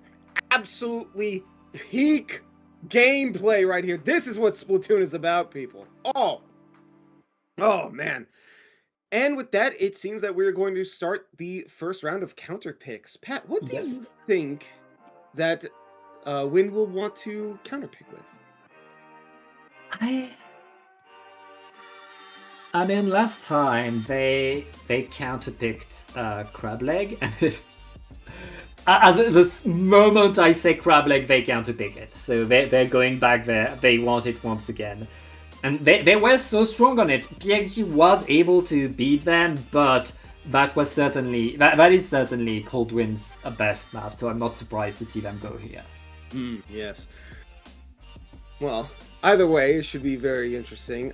Whether or not they stick with the mini is yet to be seen. They seem to have been doing really good with it, so I wouldn't be surprised if they stick with it. I don't know if Coldwind is going to be able to adapt to the mini all that well. Like, it does seem to be able to sneak up on them when they least expect it. Constantly gaining aura. I'm pretty sure it had, like, aura on, like, 3 separate occasions in that entire game. I could be wrong about that, but that's what it seemed like. Hey, that's a dangerous weapon, for sure. The weapon I hope to see come back, I don't have my hopes up, but my favorite weapon in the game is the vanilla charger, and seeing a top level sniper bring it and make it work. Like, that's the first weapon I got 5 stars on. That was my most used weapon in Splatoon 2. Vanilla charger, scopeless. That's my favorite weapon of all time. And I never get to say that. I never get to enjoy it because we almost, even in top level, sometimes they bring. And there it is again. Yeah, yes, and no scope. Was it an L3 or an H3? That's an L3. That's an L3. I mean, it got nerfed, but it's still an incredible crab tank weapon with the curling to help you farm. Like, this is such a good crab tank. Yeah, I mean, and Bray is. It's sorry. I was gonna say, like, any weapon with a crab on is always gonna be, like, you know, worth, like, glancing an eye at. And along with the curling bomb, considering it doesn't have, like, the most amazing paint output, it really does help them get in very easily. But it looks like that thing. Ooh. Unfortunately, that blaster was just cornered way too much. Don't know why they didn't jump out at like that. Yeah, exactly. But you know, sometimes, like, I can't be one to judge. I am still trying to learn to do that. I never jump out. I think I've done it, like, maybe once, maybe twice. Never. Kind of need to learn to do that. Yeah, I know. That's on me. This is why I'm buying the mic and not buying the controller. Yeah, well, right now, the people behind the controller are fighting hard. I see Splat's left and right. Jared able to stand on top, though, punishing the jumps with these Julie's beautiful moves by Jared. Oh, the curling, bouncing around, making a name when they were not expecting it. I was thinking that entire time, like, that is like, that feels like a Tom and Jerry bit where it was just like following them. And they just did not know it. Like, I'm like, it's not actually behind him, is it? But like, it's right behind him, isn't it? Well, right now, PXG has control of the zone, and they managed to get a few extra Splat. Look at that presence by the charger in the right position to deny the opponent, punishing the pencil despite having less range. That's the power of the one shot, and one more shot. Oh! Let's go! A triple with the charger, and they're up, they're in there, dancing around, dodging it. Like, of the things to expect from this game, I was not expecting aura off the sniper and them just going to town with, like, all the maneuvering. Like, that is the most flexible, like, like, backline I've probably, like, seen in that regard, that could reach that far at least. Oh, and with that, ooh, the sniper once again gets a kill from someone attempting to flank them, taking back the zone after it was just taken away. Oh, wow. Just the aura never stops. It never ends. Never ending aura. It's such a treat for the eyes right now. Noah bringing the team forward, not stopping, still completely uncatchable by the opponent team. And oh no, no, no, no, no, no, no. Wow. That was I wonder if there was a disconnect or if they just gave up that game. I'm very curious what that. Okay. All right. So it does seem like there may have been a disconnect. Not entirely sure. It looks like it's our wonderful observer CKK who disconnected. The lobby is still intact, so at least these players get to see the end of the game. I want to see it more. I want to see more of it. Oh, so the game is still going. It's just the streamers. Yes, the game should be still going. Our players apparently are not answering my call, so I think they're still playing. Okay. It's just CK who has had an iffy connection throughout the evening. Is encountering problem, but yeah. Oh, I'm getting notified. That is a 2-0 in favor of PXG, who managed to end the game, and we're now waiting for Coldwind's counter pick.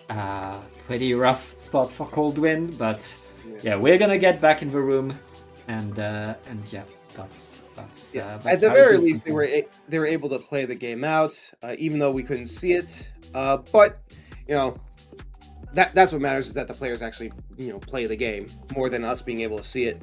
Though that was looking really, really spicy. I'm guessing since they were able to wrap it up fairly quickly after the DC, that it was pretty much just straightforward afterwards. Although I'm sure there's probably like a hype moment or two that's so cool the animators couldn't be bothered to show it on screen. Something akin to that, who knows. Either way, we're going to go into game 3 and potentially a PXG sweep, but that's yet to be seen. Yeah, I mean, right there, PXG. They're PXG. They're seeing number one. They're the great pickup. They're like, we know who they are. We expect them to shred, and they never disappoint. Like, Coldwind are so good. They're incredible players. In any other tournament, they'd be seed number one. But right now, they have to face the final boss, and the final boss does not let anything go. Coldwind's final counter pick will be Mahi result. We are back into the room, so we get to see it. And yeah, last chance for Coldwind. They need to win, and they need to win it all right now if they want to get the crown. What's this? I thought we were done with paddling pool. No, I'm kidding. That's Triton-Cup. I know it is. I was making a joke because it's a pool. I realized I didn't come across all that well, but can't make a good joke without making a few bad ones. Yes, you can. Yeah. Well, right now, not much surprise in terms of what our teams are bringing. We've seen these comps, and of course, PXG, they keep me happy. They keep the Splat Charger on, and I mean, they keep control. Barely able to avoid that hammer at just half health, coming back into the zone with a bubbler to try and flip it, and it is successful. Taking out a PXG member. Yeah, it was the mini. All right. Yeah, once again, they decided to bring the L3. I'm wondering what the decision behind that is, but you know what? Who am I to judge brilliance? It seems to be working out just fine. Look at that. The crab is out. The strikes are out. Just specials galore, baby. Optical, the decision is more crabs. Like, even after the nerf, like, if you want as many crabs as you can, you're going to bring the L3. Right now, PXG were losing a few too many players. And Coldwind denying the water drop once again. Reactivating the crab will force Jared to dance. The bubbler gets shredded. And PXG instantly back onto the zone, retaking it once again. Oh man. Yeah, just like another clear example of a back and forth game. Admittedly, it's still like pretty early into it. That was a very unfortunate hitting of the shot from back, hitting the wall. Yep. But, it was able to make them back up a bit. And with that, the sniper once again getting some names. Yeah, Mr. Math over here trying his best. I believe that's Noah, right? Trying his best. Yes, that's Noah. Yeah, trying his best to like survive, but also apply enough pressure to keep them at bay. With the big bubbler coming out from Wind, it is. Whoa. Ooh. Oh, Which oh is- wow! The PSG just got a wipeout. Okay. Yep. And with only 3 seconds left, that is going to be game. Wow. I Hey. gotta say, as even as these teams appear, the moment that PXG gets like the slightest bit of like more advantage than the other team had before, the harder they are able to push. Like they are really hard to disorient the moment that they have everything aligned. And I have to say, wonderful game, of course, from all players, but a special congratulations to PXG. Yeah, I mean, you can't let them find the position. You can't let them be comfortable. You have to force them to move at all times. The second PXG finds their groove, gets some momentum, there is no way you can stop that machine. And PXG wins it all 3-0, 3-0. I mean, I don't think they dropped a single game. Yeah, they just won every single game they played in. Wow. I mean, that's them. They are them, and that's the statement you want to make as you qualify as top seed right there for the top cut showdown. That's going to be it for us. Thank you for watching Triton-Cup. Before we go, Optical, do you have something to plug? I do. As always, you can find me on YouTube, channel name Optical Drop. I actually just came out today with a vanilla undercover montage.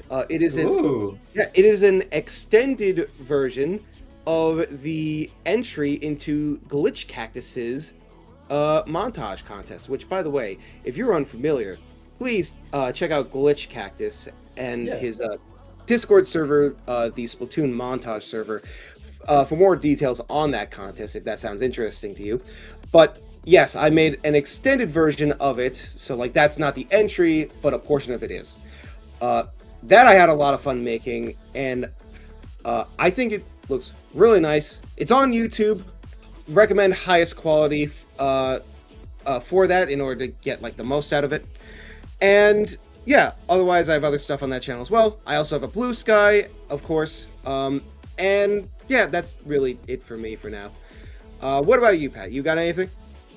You can find me on Blue Sky. People know where to find me, and you'll find me more Dapple Productions tournament. I'd like to give a huge shout out to CKK, a wonderful observer who did a banger job tonight.